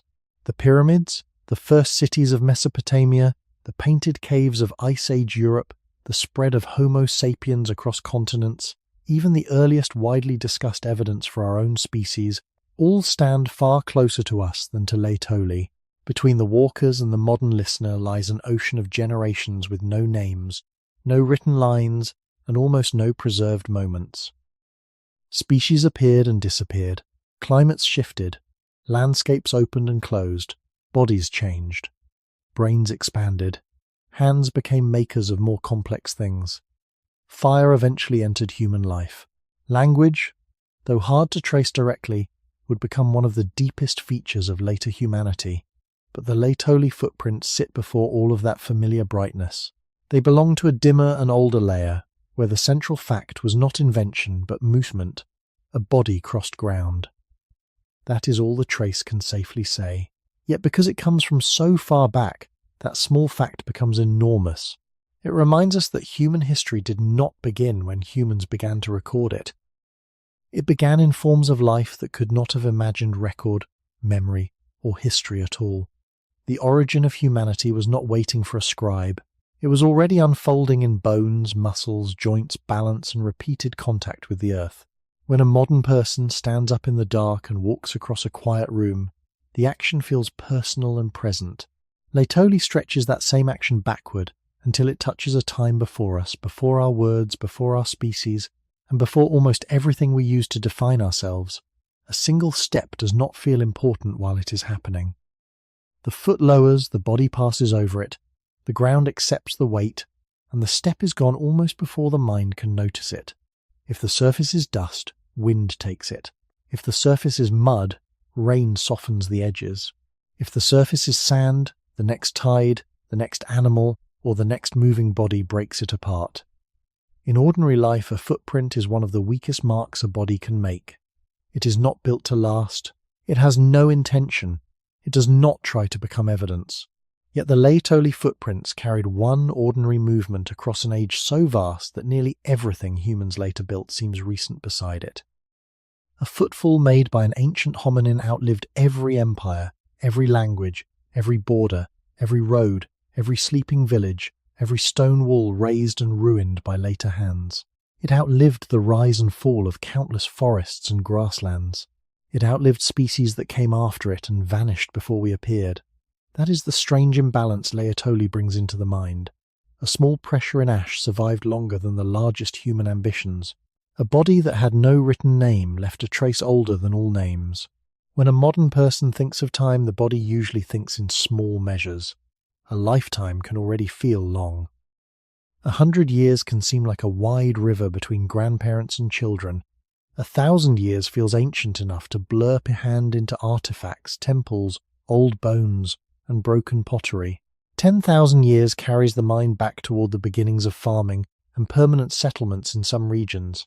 But 3.6 million years pushes beyond the usual human imagination.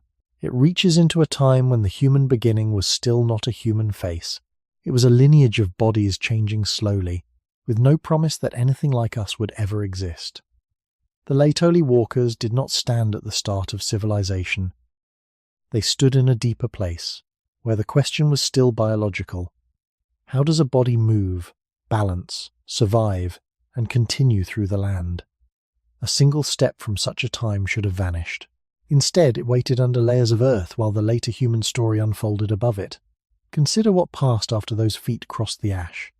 The genus Homo would later appear. Brains would grow larger in some lineages. Stone tool traditions would become more complex. Fire would eventually be controlled. Bodies would move out of Africa in different waves. Homo sapiens would emerge much later.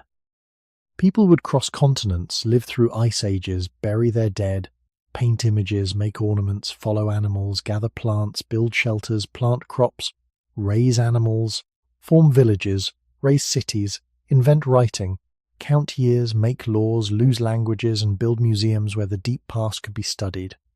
All of that belongs to the upper layers of time compared with Laetoli. The footprints sit far below, not as a message sent forward, but as a physical remainder from before messages. Their age changes the feeling of walking itself. It makes a step less like a daily habit and more like a thread running through the entire origin of our kind. Not because the Laetoli walkers were modern humans, and not because their minds were like ours, but because their bodies were already participating in one of the movements that would later define human life. Every road depends on the possibility of a step. Every migration depends on bodies able to continue. Every settlement depends on repeated movement between shelter, food, water, and other people. Before history could be written, carried, remembered, or argued over, the body had to cross the ground. Laetoli preserves that fact with almost painful simplicity. It does not show a palace or a battlefield. It does not show a first invention. It shows weight passing through feet in a world before our species. The mark is small enough to be held in the eye, but old enough to make modern human time feel thin. In that contrast, the footprints changed human history by changing its scale. They made the beginning less dependent on what humans later celebrated, and more dependent on the quiet survival of movement itself. A step that should have disappeared remained, and because it remained, the ground could tell us that the path toward humanity had already begun, long before humanity could remember walking it. Laetoli changed human history because it moved the beginning of the story into a place where human memory cannot follow. Before those footprints were understood, it was easier to imagine the human past as beginning with things that look recognizably human: a shaped stone, a larger skull, a hearth, a shelter, a burial, a painted wall, a settlement, a word scratched into clay. These are the signs people know how to value, because they feel close to intelligence and intention. They seem to belong to minds becoming more like ours. But the footprints asked for a different kind of attention. They did not show a tool made by a hand. They did not show fire held in darkness. They did not show a symbol. They showed a body moving through space, long before those later signs could define the human world. That changed the scale of the question. It suggested that the road toward being human had already begun at the level of posture, balance, and contact with the earth. In other words, the first visible line was not written by a hand, but made by feet. This does not mean Laetoli contains the whole origin of humanity. It does not. It does not show the first upright walker, and it does not explain every reason bipedalism evolved. It does not tell us where language would come from, or how later humans would think, cooperate, make tools, control fire, or remember the dead. But it placed one deep fact in front of science with unusual clarity. By about 3.6 million years ago, a hominin body was already walking in a way that could not be ignored. That fact pulled the story away from the late achievements of Homo sapiens and toward a much older biological foundation. It showed that human history, if the word is stretched back to its deepest root, does not begin with humans telling history. It begins with bodies becoming capable of the movements that would someday make all later history possible. The Laetoli footprints therefore do something subtle. They separate the human beginning from human pride. They remind us that the earliest traces related to us were not impressive in the usual sense. They were low to the ground, accidental, vulnerable, and almost erased. Yet their meaning is larger than many monuments because they point to a transformation older than all monuments. A city can show what humans built after becoming human. A footprint can show something stranger. The body before the full human mind, already carrying one piece of the future. That is why these marks in ash matter so deeply. They make walking itself historical. A movement that now feels private and simple becomes part of the long record of ancestry. When a person walks across a room at night, there is no feeling of deep time in the act. The heel lowers, the weight shifts, the toes press away, and the body continues. But Laetoli shows that this quiet rhythm reaches back beyond our species, beyond known language, beyond the oldest stories, beyond every remembered ancestor. It reaches into a time when the beings related to us had no way to describe themselves, yet were already changing the way a body could inhabit the world. The footprints changed human history because they forced the beginning to become slower, older, and more physical. They made it harder to tell a simple story in which intelligence suddenly appears and the human journey begins. Instead, they offered a humbler sequence. First, a body had to stand differently. Then it had to move differently. Then, over immense time, other changes could gather around that new relationship with the ground.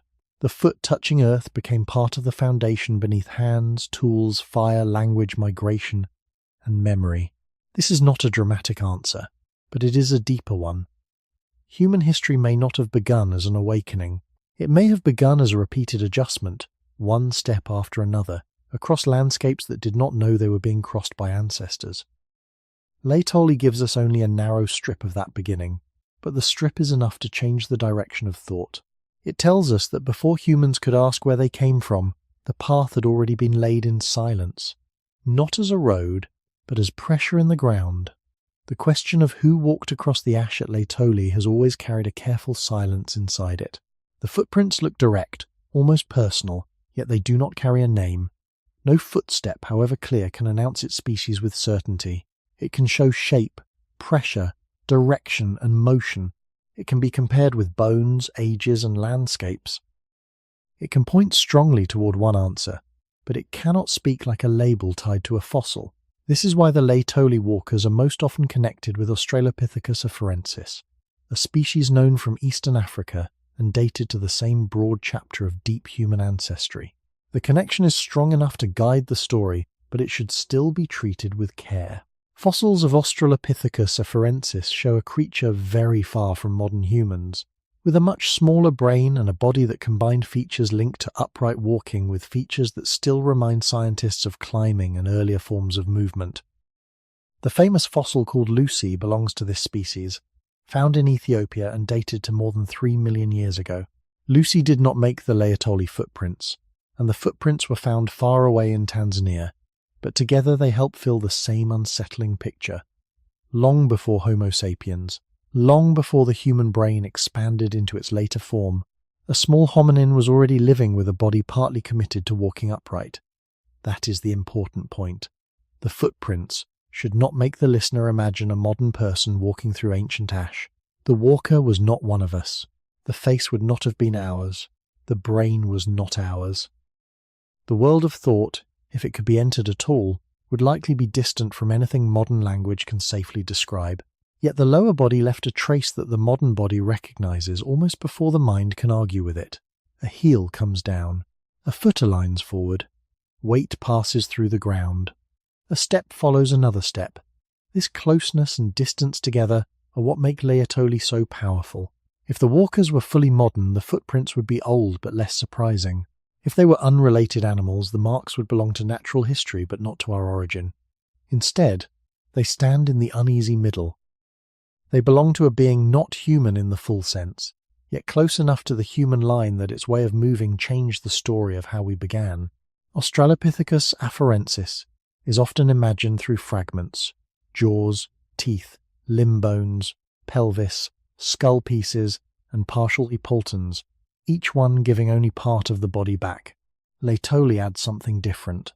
It places such a body into motion. It suggests that the anatomy seen in bones was not only a possibility, but a lived behaviour on the ground. A pelvis shaped for upright posture, a leg carrying weight, a foot meeting the earth, these were not museum facts. They were part of ordinary survival. In the deep beginning of humanity, ordinary survival is exactly where the story must return. These hominins did not live at the edge of a future they understood. They lived inside a present of food, danger, weather, rest, movement, and other animals. Their species, or something very close to it, did not know it would one day become evidence in an argument about human origins. It only had to live long enough for bodies to keep moving and generations to continue. The Laetoli footprints matter because they allow that distant life to be approached without making it too familiar. They invite recognition, but they also resist it. They say that our ancestry includes creatures whose feet may feel strangely near to us, while their minds, faces, and daily worlds remain mostly beyond recovery. This is a more truthful kind of wonder than pretending we can see everything. The walkers were not ghosts of modern humans. They were ancient hominins at a stage when the human path was still being assembled, not in one organ alone, but through a whole body responding to the land beneath it. To imagine the Laetoli walkers clearly, it helps to make them smaller than the mind first wants to make them. They were not tall ancient humans striding across Africa with modern faces and hidden modern thoughts. If they were Australopithecus afarensis, or a very close hominin form of that time and place, their bodies were modest compared with ours. Their brains were much smaller than those of Homo sapiens. Their limbs and proportions did not match a modern person. They belonged to a world in which the human line had not yet gathered the features people now associate with being human.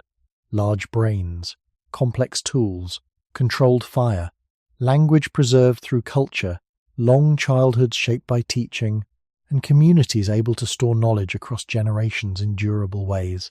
Yet the smallness of these walkers is exactly what makes the footprints so important.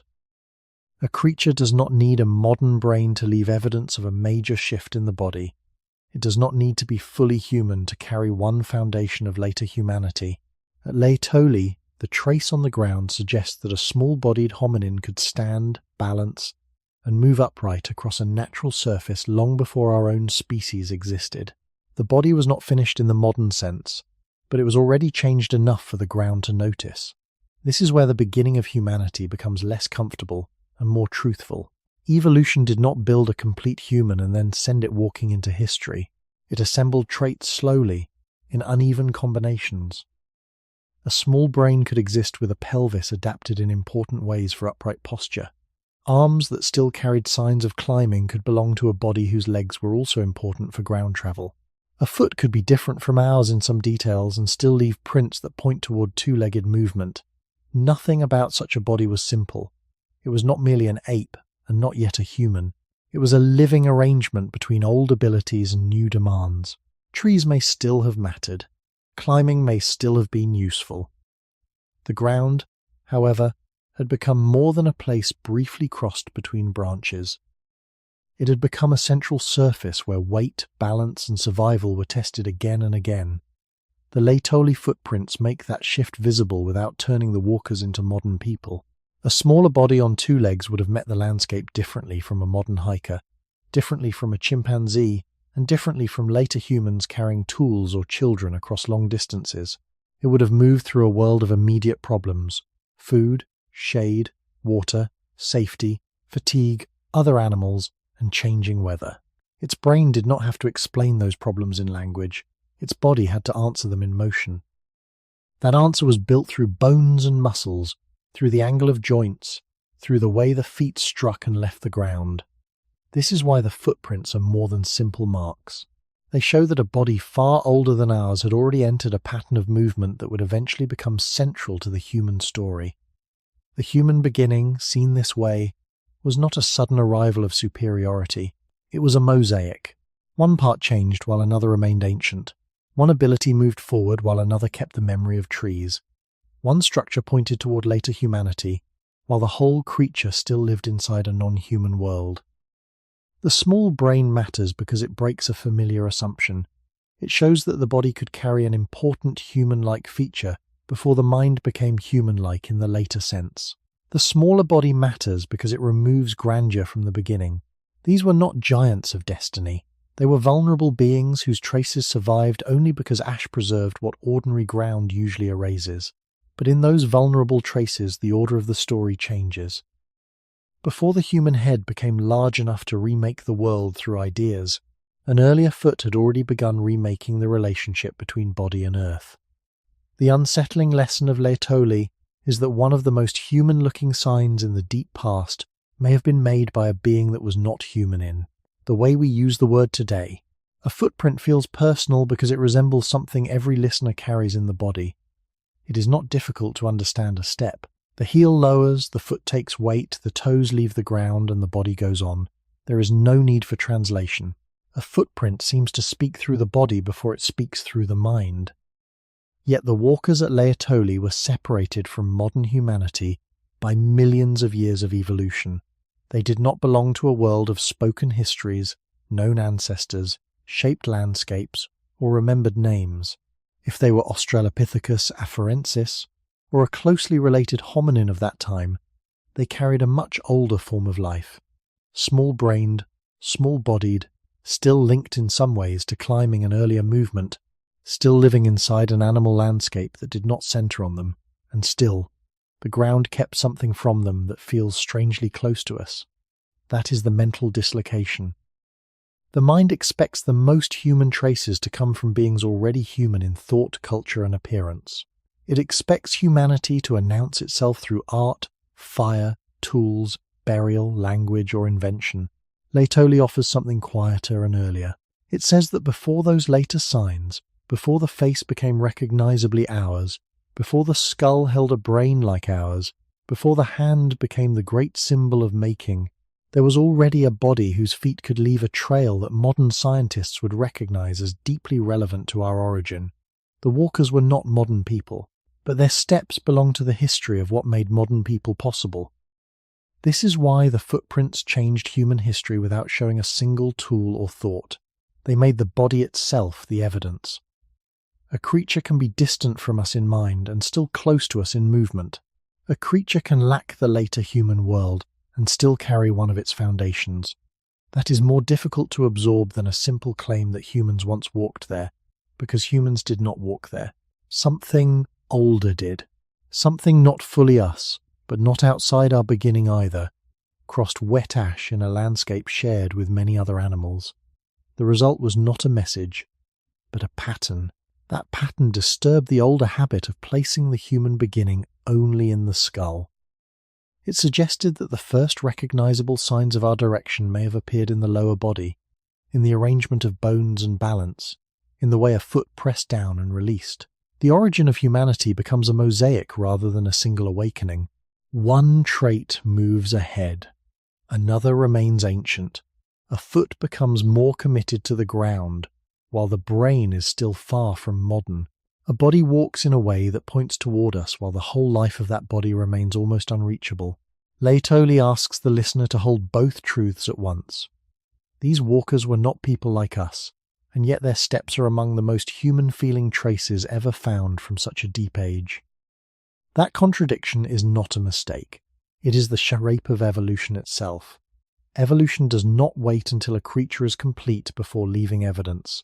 It leaves half-familiar forms, difficult combinations, bodies that do not fit clean categories, traces that feel close in one way and distant in another. At Laetoli, that half-familiar form touched the earth. The body did not know it was carrying a future. The foot did not know it would become a clue. The ash did not know it was recording a question that would last longer than species, climates, and all later human memory. But when the prints were finally seen, they made one thing harder to ignore. Being human was not born all at once. It began in older bodies that were still becoming, still exposed, still small in the landscape, yet already walking through the world in a way that would one day make us look down at our own feet and wonder how far back the ordinary act of walking really goes. When people search for the beginning of humanity, they often look for things made by hands. A sharp stone edge feels like intention. A controlled fire feels like protection against the night. A carved object, a painted wall, a burial, or a tool shaped for use seems to carry the mind closer to something recognizably human. These traces are powerful because they suggest planning, memory, skill, and perhaps teaching. They feel like the first signs of a creature beginning to change the world instead of only moving through it. But the Laetoli footprints ask for a slower kind of attention. They do not show a hand making anything. They do not show a fire burning in darkness. They do not show a shelter, a weapon, a path built on purpose, or a mark made to mean something. They show only feet pressing into wet ash and continuing forward. At first, that may seem smaller than a tool. A tool says that a body used an object to solve a problem. A footprint says only that a body passed through a place. Yet in the deep beginning of the human line, that passing is not a small thing. It tells us that before bodies related to us were reshaping stone in complex ways, before later humans were carrying fire across landscapes, before language could preserve a memory, one of the basic conditions for all later human life was already present, an upright body moving across the ground. This is why Laetoli has a different kind of weight. It does not compete with tools or fire by being more dramatic. It reaches beneath them. A hand can make a tool, but the hand belongs to a body that must first move through space. A group can gather around fire, but the bodies must first reach the place where fire is held. A shelter can protect sleep, but a body must first cross the land where shelter can be found or made. Walking is so basic that it disappears behind everything else. Laetoli makes it visible again. The footprints show that the origin of humanity cannot be understood only through invention. It must also be understood through locomotion, posture, balance, and the way an ancient body entered the world from the ground upward. This does not make the footprints more important than all other evidence. Human origins are not built from one clue. Stone tools, fossil bones, ancient environments, later archaeological sites, and genetic evidence all belong to the larger picture in different ways. But the Laetoli footprints hold a special place, because they preserve behavior without an object. They are not something carried or made. They are the consequence of being alive in motion. That kind of evidence is rare. A stone tool can travel away from the hand that shaped it. A bone can remain after death. A footprint appears only when a living body meets a surface under the right conditions. It is anatomy and environment touching for one moment. In that moment, the early human line is not shown as a maker yet, but as a mover. That difference matters. It shifts the question from what did they create to how did they exist. Long before humans could build, store, teach, And remember, in the later cultural sense, ancestral bodies had to survive daily distances. They had to move between food and safety, between shade and exposure, between other animals and uncertain ground. Laetoli does not show us the full pattern of those movements, but it catches one fragment of them. A few steps in ash tell us that the path toward humanity was already being laid before the famous signs of human cleverness appear. The first great evidence may not always look like greatness. Sometimes it looks like a shallow print, low to the earth, easy to miss, almost erased, but that print can change the order of the story. It can remind us that before the hand became a symbol of making, before fire became a symbol of human shelter, and before speech became a symbol of memory, the body had already begun to turn the ground into a root. A footprint does not show invention. That is why it can be easy to underestimate. A sharpened stone suggests a decision, a hearth suggests control, a shelter suggests planning. A footprint seems more passive, as if the body merely happened to pass over a surface and left behind a mark by accident. But Laetoli turns that accident into evidence for something deeper than invention.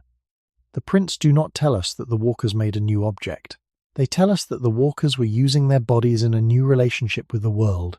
This is not a small distinction. Before an animal can transform the environment with tools, fire, shelters, or symbols, it must first inhabit the environment through its own anatomy. It must move through terrain, return to places, follow resources, avoid dangers, and keep enough balance and energy to survive another day. A footprint records that first layer of existence. It is not culture placed onto the ground. It is the body itself meeting the ground and leaving a trace of how it moved. At Laetoli, the ancient hominin did not reshape ash into a tool. The ash reshaped itself around the foot. The ground became a record of contact. That contact tells us that the early human line was not only beginning to make use of the world through hands and brains in some later sense, it was already beginning to use the world through posture. The body stood over two legs. Weight moved through the heel and forward through the foot. The next step followed. The land became something to cross in a repeated rhythm. That rhythm may not look like an achievement, because it belongs to ordinary life. Yet ordinary life is where evolution does most of its work. Traits that matter are tested in repeated acts: standing, walking, climbing, turning, resting, rising, searching, escaping, following, and continuing. A single footprint is only one mark, but a trail of footprints hints at the repeated problem beneath it. How did this body carry itself? How did it keep moving? How did its bones, joints, and muscles answer the surface beneath it? These questions reach closer to the beginning of humanity than a dramatic invention would, because they ask what kind of body had to exist before later inventions could ever matter. A hand freed from constant ground support is not automatically a hand making complex tools, but it is a hand living inside a different bodily arrangement. A head held above the spine is not automatically a mind telling stories, but it belongs to a body seeing and balancing from a different position. A foot built for upright movement is not a civilization, but it is one of the old foundations beneath every later road, camp, migration, and return. Laetoli is powerful because it shows a body using the world before the world had been remade by human intention. There were no built paths there in the human sense. No paved stones, no worn village trail, no marked boundary, no road remembered by generations. There was only natural ground, ash, moisture, other animals, and movement. The footprints show that early hominins were already turning surfaces into roots through the simplest possible act, stepping across them.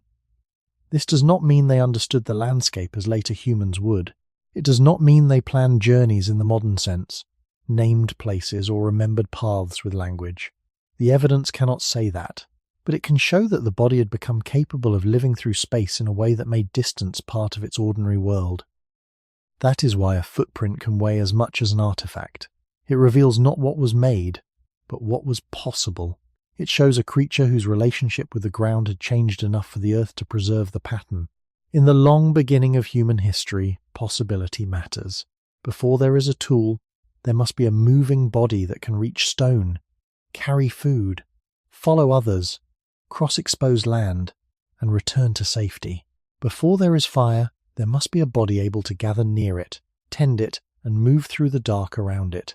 Before there is memory written in symbols, there must be repeated movement through places worth remembering. Laetoli does not give us those later worlds. It gives us the bodily condition under them. The ancient walkers did not leave a crafted object behind. They left something more basic, proof that the ground itself had already become part of the human line's way of existing.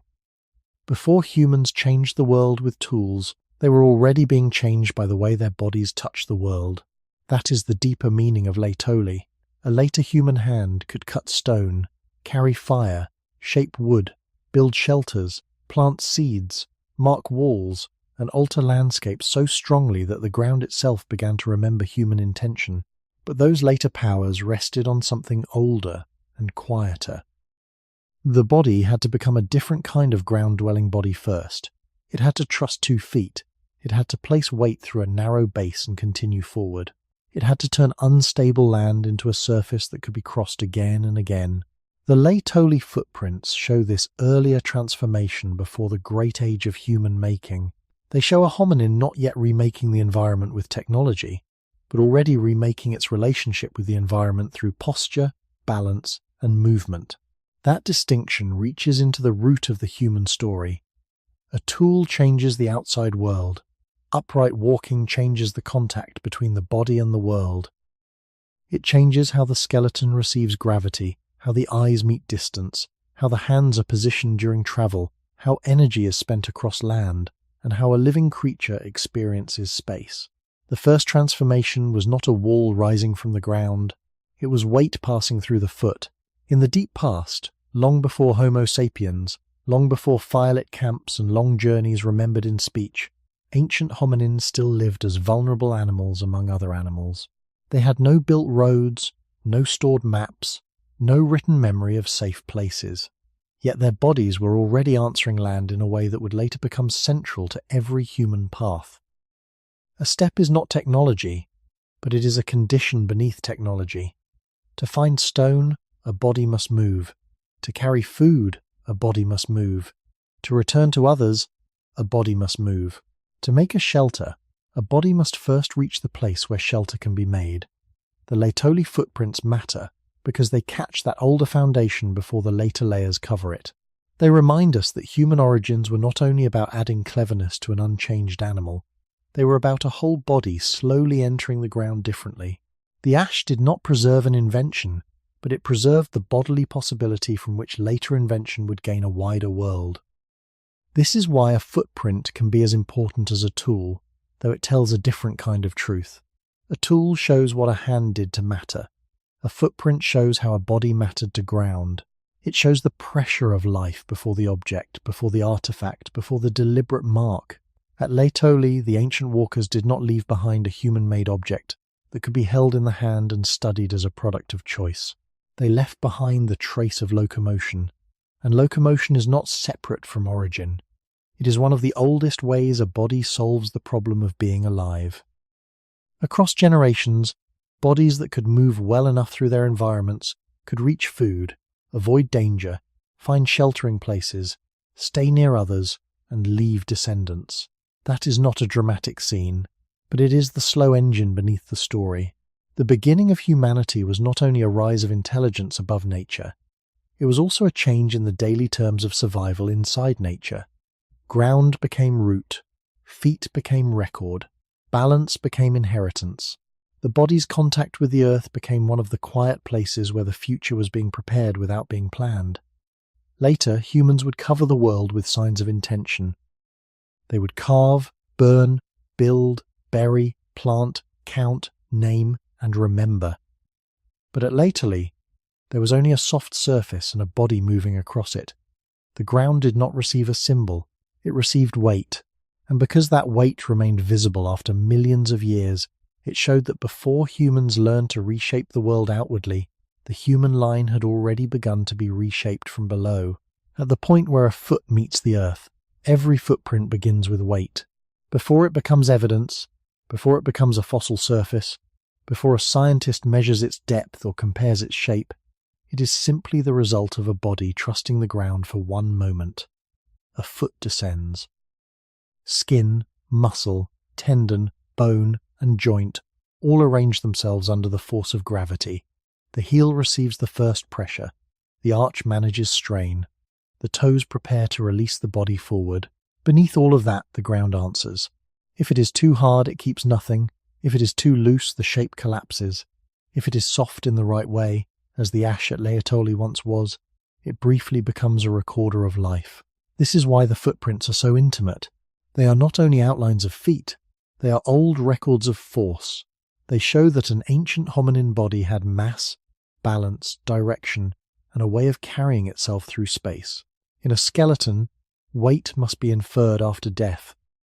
In a footprint, weight appears as an event.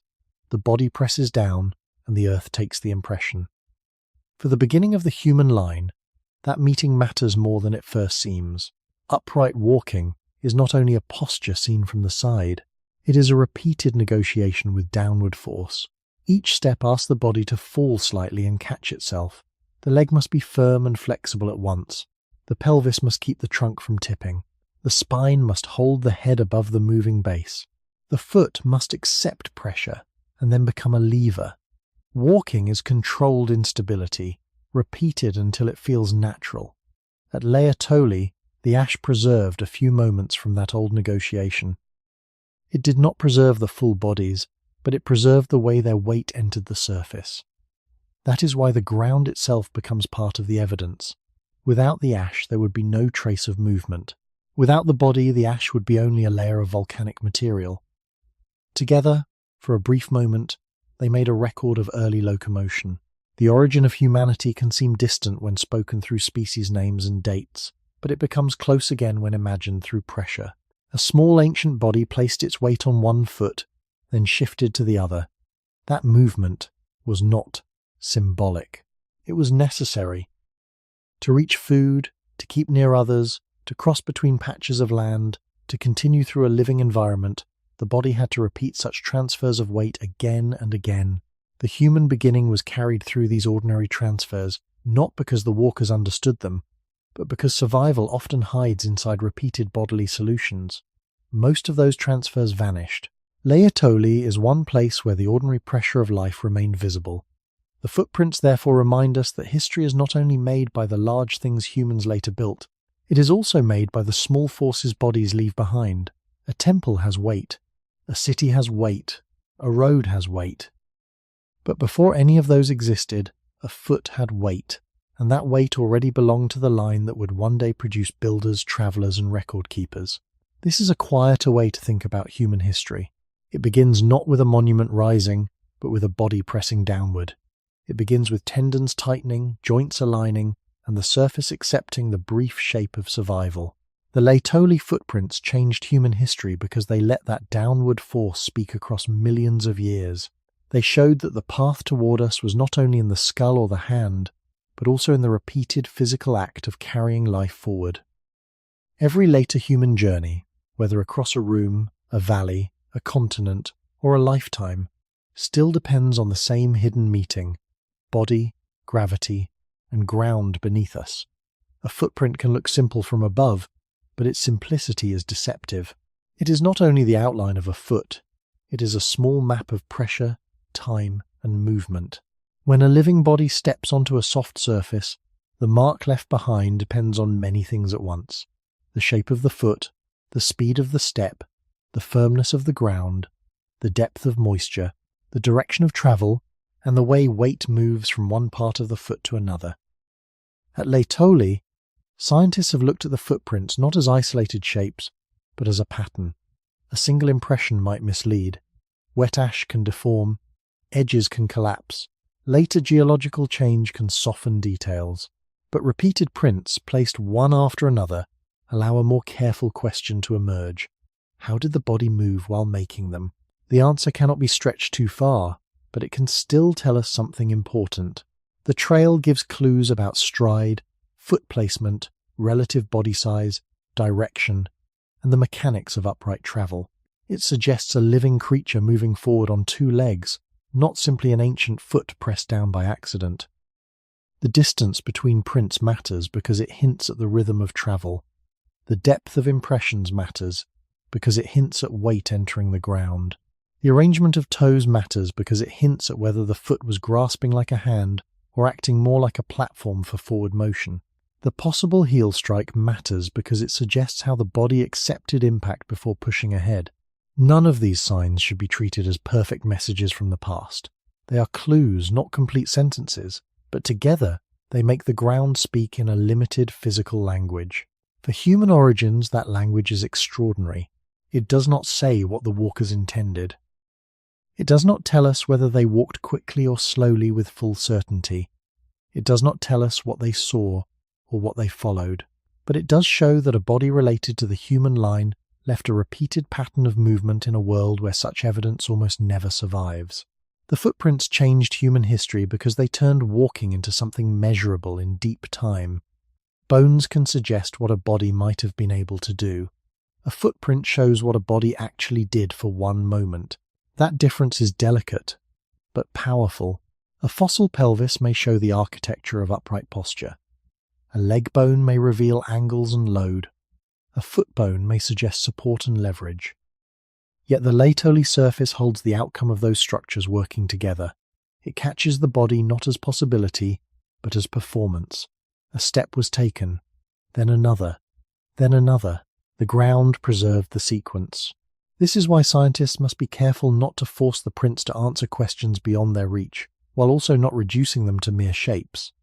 They sit between anatomy and behavior. They are not the body, but they are made by the body.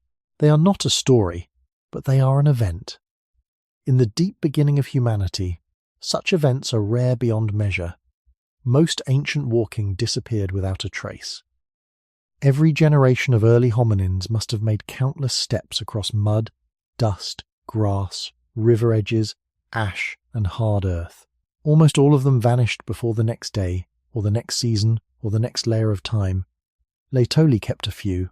That small survival allows later humans to ask how a body, with a smaller brain, a smaller frame, and a still ancient way of life, could already carry itself across the land in a manner tied to our own bodily history.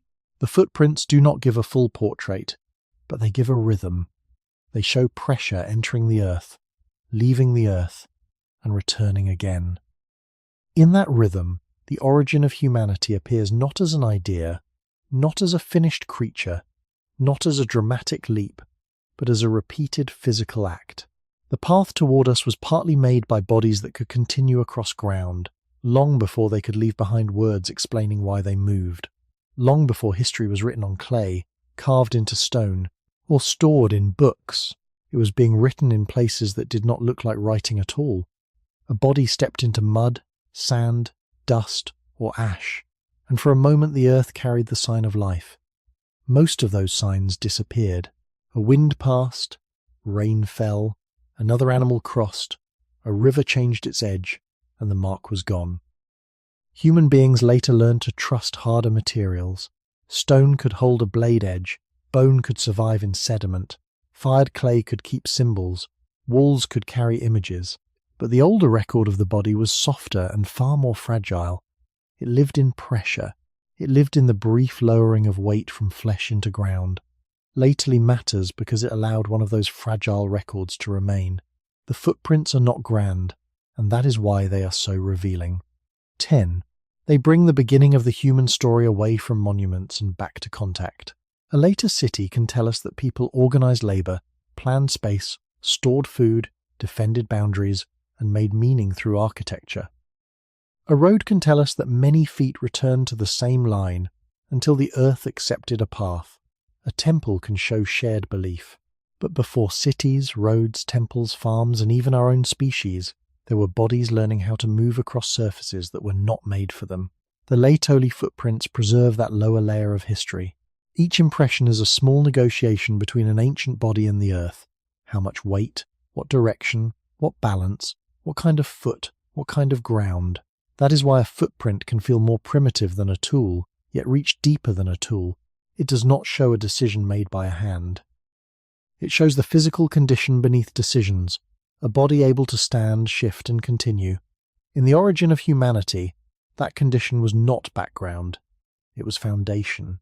Every later human act depended on a body that could carry itself through space, to find stone, to gather plants, To move near others, to avoid danger, to return to shelter, to follow changing resources, the body had to place one foot down and then another. Laetoli turns that simple repetition into evidence. It reminds us that the human past was not only preserved in what people made, but also in what bodies pressed into the world without meaning to leave anything behind. There is humility in that. The earth did not keep the footprints because they were important. It kept them because ash, moisture, cover, and time happened to align. The walkers did not choose preservation. They did not know that millions of years later another kind of hominin would look down and recognize something. They were not making history. They were living. Yet the marks they left became historical because they changed the question later humans asked about themselves. Where did humanity begin? Not only in the head, not only in the hand, not only in invention, language, or fire. Somewhere much older, it also began in repeated bodily contact with the ground. A footfall is small, but it carries the whole body for a moment. It carries ancestry, anatomy, environment, and chance. At Laetoli, that moment survived long enough to show that the path toward us had already entered the earth before it entered memory. The deepest human record may not always be the record we meant to make. Sometimes it is the record made by weight, by need, by movement, by the quiet pressure of life continuing across a surface. The footprints changed human history because they revealed that history was not only something humans later built above the ground, it was also something ancient bodies left below themselves, step after step, in places where the earth was briefly soft enough to remember. The Laetoli footprints changed the imagination of human origins because they made the old story feel out of order. For a long time, it is natural to think that the human beginning must belong first to the brain. The brain is where modern people place identity. It holds memory, language, planning, fear, hope, and the ability to ask questions about the past. A large brain seems like the obvious center of the human story, because almost everything we call civilization depends on thought. Tools made in sequences, food shared with intention, fires kept alive, children taught, stories repeated, names remembered, paths described, dangers explained. Yet Laetoli stands quietly against the idea that the mind alone opened the door. The footprints show that one deeply important human trait was already visible when the brain was still small. They do not deny the later importance of intelligence. They do not make thought unimportant, but they move the first light of the story downward, into the foot, the leg, the hip, and the balance of the spine. That shift is not merely anatomical, it changes the whole way the beginning is imagined. If upright walking was already established in some form among small-brained hominins, then the road toward humanity did not begin with a fully modern mind deciding what to do. It began with bodies under pressure from land, distance, food, danger, and movement. The body was changing before the later human mind could explain change. This is the quiet force of Laetoli. It weakens the simple picture in which intelligence rises first and everything else follows. Instead, it suggests a slower sequence, where physical habits created new possibilities long before those possibilities became cultural achievements. A body that walks on two legs does not automatically become human. It does not automatically speak, make complex tools, or understand death, but it lives in space differently. Its hands are no longer tied to the ground in the same way during ordinary movement. Its eyes meet the landscape from a different posture. Its weight travels through a narrower support, requiring new balance and new costs. Its daily survival is organized around a repeated act that later humans still carry inside their own bodies. When the Laetoli walkers crossed the ash, they were not displaying intelligence for us. They were leaving a trace of a body plan that had already begun to matter. That trace made scientists and listeners alike reconsider what should count as a beginning. Perhaps the human story was never only the story of a skull growing larger. Perhaps it was also the story of a foot becoming more committed to the ground, a pelvis becoming more able to hold the trunk upright, a spine becoming a balancing column, and a body learning to continue across open surfaces. The origin of humanity becomes distributed across the body, not trapped inside one organ. That is a more patient and more truthful image. It allows the mind to see evolution not as a sudden spark, but as a long accumulation of compromises. The brain would become extraordinary later, but it did not rise alone. It rose inside a body already shaped by earlier histories of movement. Every thought a human has is carried by a posture. Every memory belongs to a body that can stand, turn, walk away, return, and cross distance. Laetoli reminds us that before humans became the animal of language, memory, and tools, the lineage had already become, in an older and quieter sense, an animal of the ground. The footprints did not answer every question about human origins, but they changed the first question.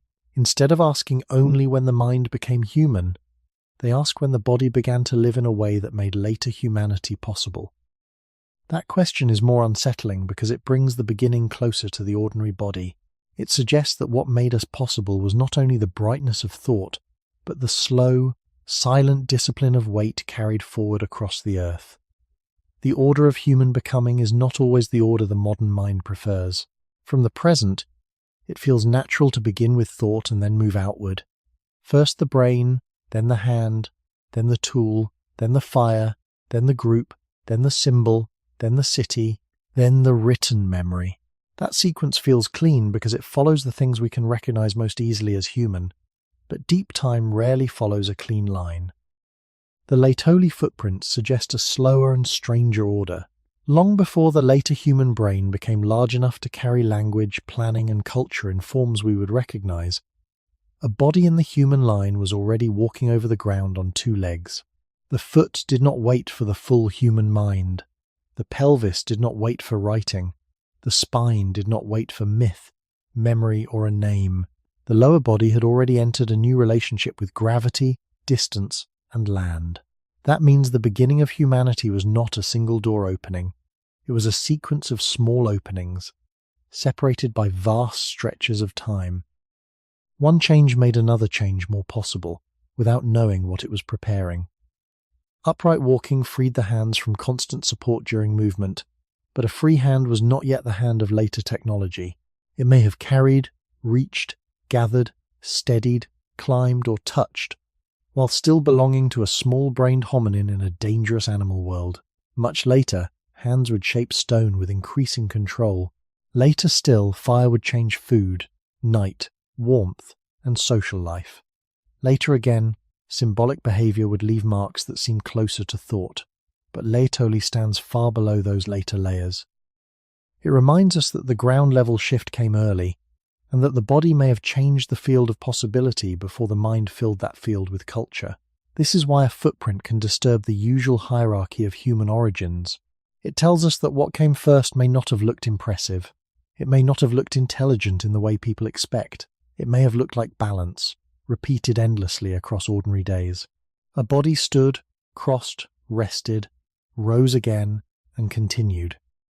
Over generations, such movement could shape where food was reached, how bodies stayed near one another, how open spaces were crossed, how hands were positioned, how energy was spent, and how the landscape became a chain of possible places. None of those changes guarantees language or civilization. Evolution does not move toward a promised ending, but each bodily arrangement changes what later life can become. The origin of humanity, seen through Laetoli, is therefore not a ladder with the brain at the top pulling everything upward. It is more like a long woven thread. Feet, hips, spine, hands, eyes, social closeness, tools, fire, memory, and symbols all enter at different times, crossing and tightening slowly. The footprints preserve one early strand of that weave. They show that the human line was already being shaped through movement, while other famous human traits were still far in the future. This order matters because it makes the story more humble. We are not only descendants of thinking heads, we are descendants of moving bodies. Every human idea is carried by a body that stands on an old solution to gravity.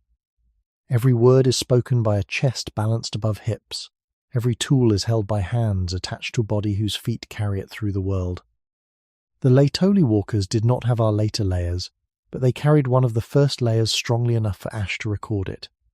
When modern humans found those marks, the past did not say, "Here is the first mind."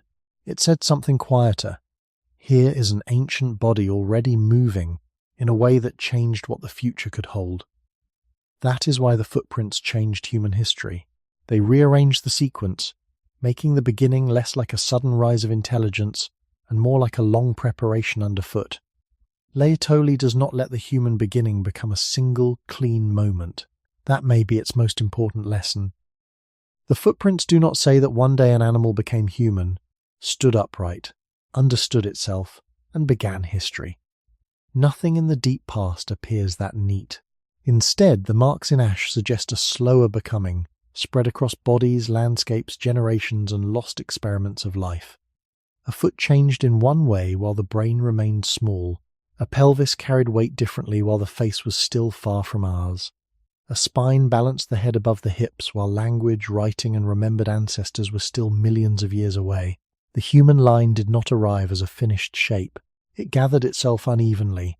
Some traits came early, others came late. Some stayed, some disappeared, and many forms of life related to us left no descendants at all. This makes the beginning more difficult, but also more truthful. Human origins were not a straight road from primitive to advanced. They were a branching history, full of bodies that were not failed humans, but living creatures suited to their own worlds. The Laetoli walkers belonged to that older world. They were not waiting for Homo sapiens. They were not unfinished versions of us in their own lives. They were complete enough to live, move, and survive under the conditions around them. Only from our later position do their footprints become signs pointing forward. This is why the evidence asks for humility. The beginning of humanity was not centered on us while it was happening. It became our beginning only because later bodies, through a long chain of ancestry, eventually led to a species able to look back. When modern people ask where they came from, they often look for a sharp border. Before the border, animal. After the border, human. But Laetoli weakens that border. The footprint is familiar, yet the walker is not. The movement feels close, yet the mind behind it is unreachable. The body seems to carry a human direction, yet the creature itself belongs to a far older hominin life. That mixture is the real shape of evolution. It does not give us simple categories. It gives us continuity with difference. It gives us a foot that looks meaningful beside a brain that was not modern. It gives us upright movement before the symbolic worlds that later humans would build. It gives us a trace that is both near and distant, both ordinary and almost impossible. From that tension, a softer understanding of being human begins to form. We are not only the species that thinks, speaks, remembers, and builds. We are also the result of older bodily arrangements that began before thought could explain them. The body carried history before the mind could tell history. The ground received evidence before any hand could write evidence down. In that sense, Laetoli changes not only the timeline, but the emotional meaning of the timeline. It asks us to see ourselves as late arrivals in a much older process. Our intelligence did not appear in empty space. It rose inside bodies already shaped by millions of years of walking, balancing, reaching, feeding, resting, fearing, learning, and staying alive. The footprints do not make us smaller in a meaningless way. They make us more connected. They place modern walking, modern thinking, and modern memory inside a chain of life that began long before human pride could name it. A person today may walk across a quiet room without noticing the ancient structure beneath the movement, yet that ordinary act carries a past deeper than any written record. Heel, arch, toe, knee, hip, spine. These are not only anatomical features, they are old answers to the problem of moving through the world. Laetoli preserved one early answer with rare clarity. It did not close the story, it opened it wider. It showed that humanity was not born all at once, but assembled slowly from changes that first appeared humble, bodily, and almost silent underfoot. The journey back to Laetoli begins with something so ordinary that it almost disappears, a foot touching the ground. That is where the whole question has been leading.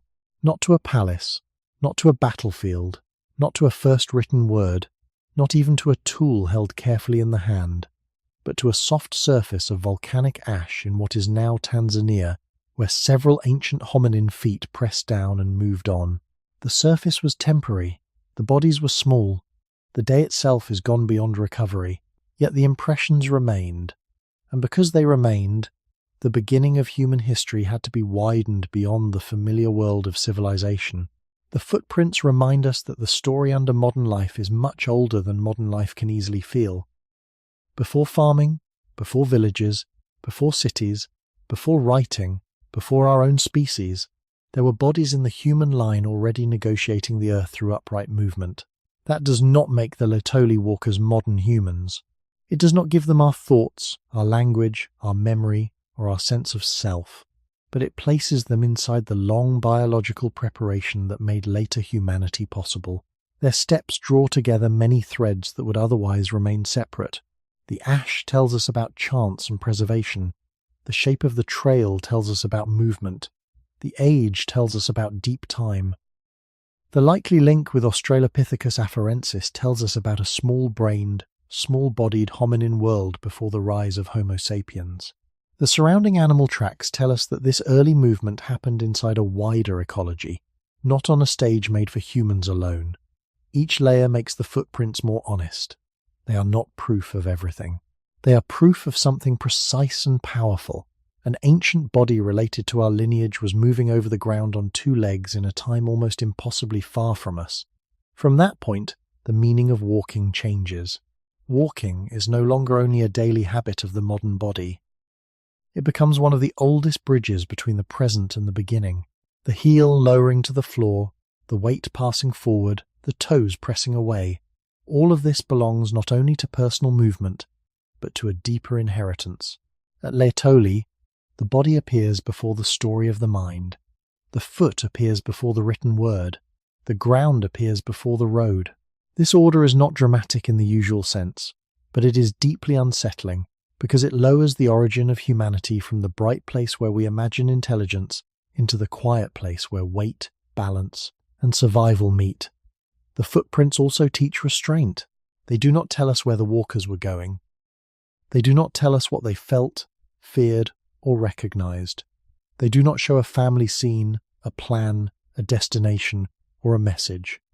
The truth they carry is smaller, and for that reason stronger. A real trace does not have to become a complete story to matter. In fact, the power of Laetoli comes from the discipline of staying close to what the ground preserved. The ground preserved pressure. It preserved repeated steps. It preserved a brief crossing in a world where nearly every other crossing disappeared. This is enough to change the question of origin. It shows that before humans could make meaning, bodies related to us were already making contact in a new way. Before there was history remembered by human minds, there was a history of posture, movement, and surface. The long path from those steps to us was not straight, guaranteed, or centered on our arrival. It passed through changing climates, branching lineages, lost species, new bodies, larger brains, tools, fire, language, migration, and culture. And Laetoli does not contain all of that future. It only shows that one old foundation was already there, pressed softly into ash, and then carried through time by the earth itself. The second lesson of Laetoli is about how truth should be handled when the past is almost gone. A few footprints can make the mind hungry for more. It wants voices, faces, motives, weather, fear, closeness, and a clear reason for the crossing.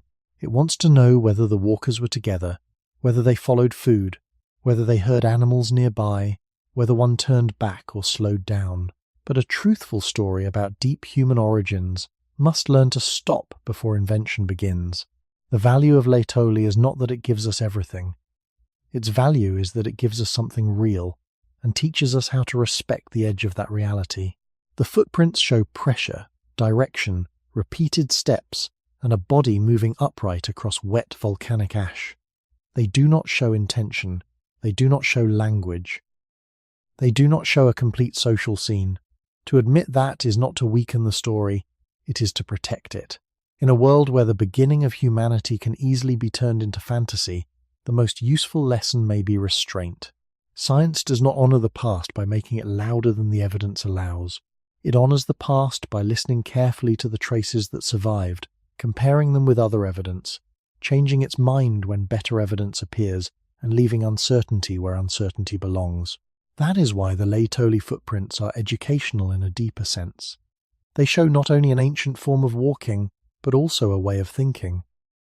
They teach that a small fact, if it is real, can be more powerful than a grand claim. They teach that the ground can preserve a truth without explaining it fully. They teach that human origins are not made more meaningful by exaggeration. They become more meaningful when the silence around them is allowed to remain. For the listener today, this matters beyond archaeology. Modern life often rewards certainty, speed, and simple answers. A question appears, and the mind wants a conclusion. A fragment appears, and the mind wants a complete story. But the deep past does not move at that pace. It asks for patience. It asks for a slower kind of attention, the kind that can look at a footprint and understand both what it says and what it refuses to say. Laetoli reminds us that knowledge is not the same as owning the whole past. Knowledge can be a careful relationship with what remains. The footprints changed human history because they forced people to rebuild the beginning from the ground up, but they also remind us not to rebuild it carelessly.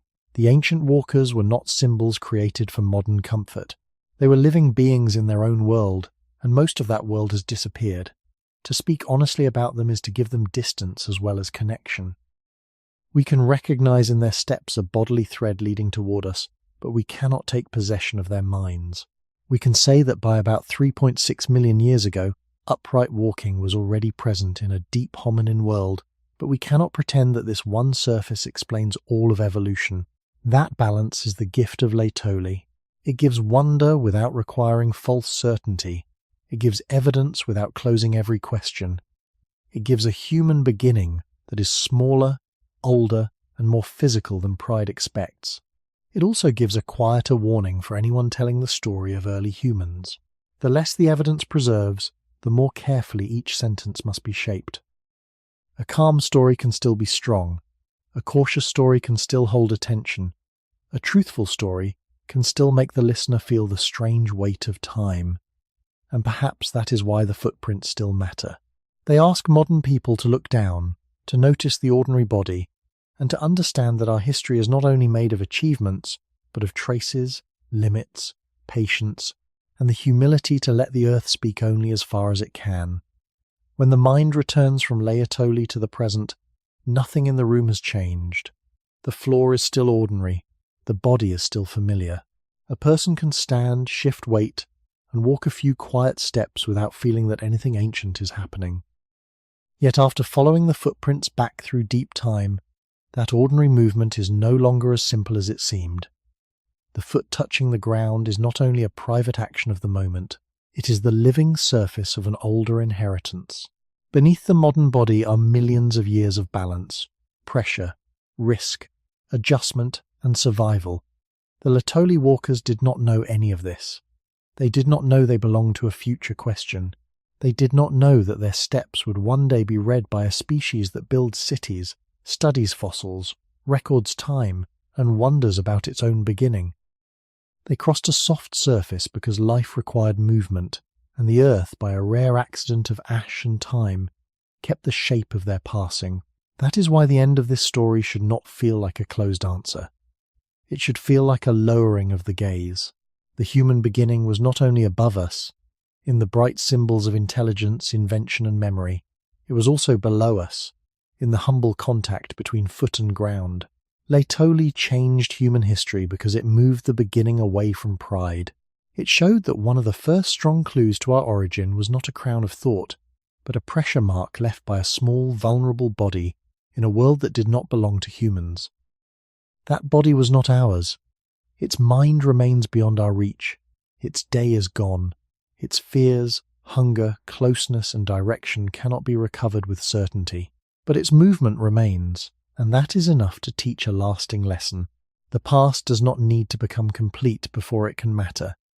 A small truth can widen the whole story. A few footprints can remind us that being human did not arrive all at once, and that the road toward us was made by changes too slow for any one life to see. The body came before the explanation. The ground kept evidence before memory could keep meaning. The future was not planned, but carried forward step by step through beings that were simply trying to live. For a modern listener, there is quiet value in that. It makes human life feel less separate from the earth and less separate from other forms of life. It reminds us that our bodies are not only tools we use, but records we carry. The spine, the hip, the knee, the foot, the balance needed to stand in darkness, the small correction made before falling, all of these belong to a very old story. They are not perfect designs. They are compromises inherited from ancestors who lived without knowing they were ancestors. To understand this is not to make humans less meaningful. It is to make the meaning more grounded. We are not only the species that writes history. We are also the species that can look back and realize that history was moving before writing, before speech, before the first remembered name. Laetoli leaves us with humility because it gives no final border between animal and human, only a trace of becoming. It leaves us with patience because it shows how slowly great changes can gather. It leaves us with care because it teaches that truth is strongest when it does not pretend to know more than the evidence allows. And it leaves us with a strange closeness because the same body that listens now, resting in the present, still understands the shape of a step. A heel lowers, weight passes forward, toes press away. The body continues. Somewhere in that quiet rhythm, the ancient ground of Laetoli is not entirely gone. It remains in the question that follows every human step, even when no footprint is left behind. If the story of us began so softly, with a body crossing ash before memory existed, what else in the ordinary body still carries a beginning we have not learned how to see?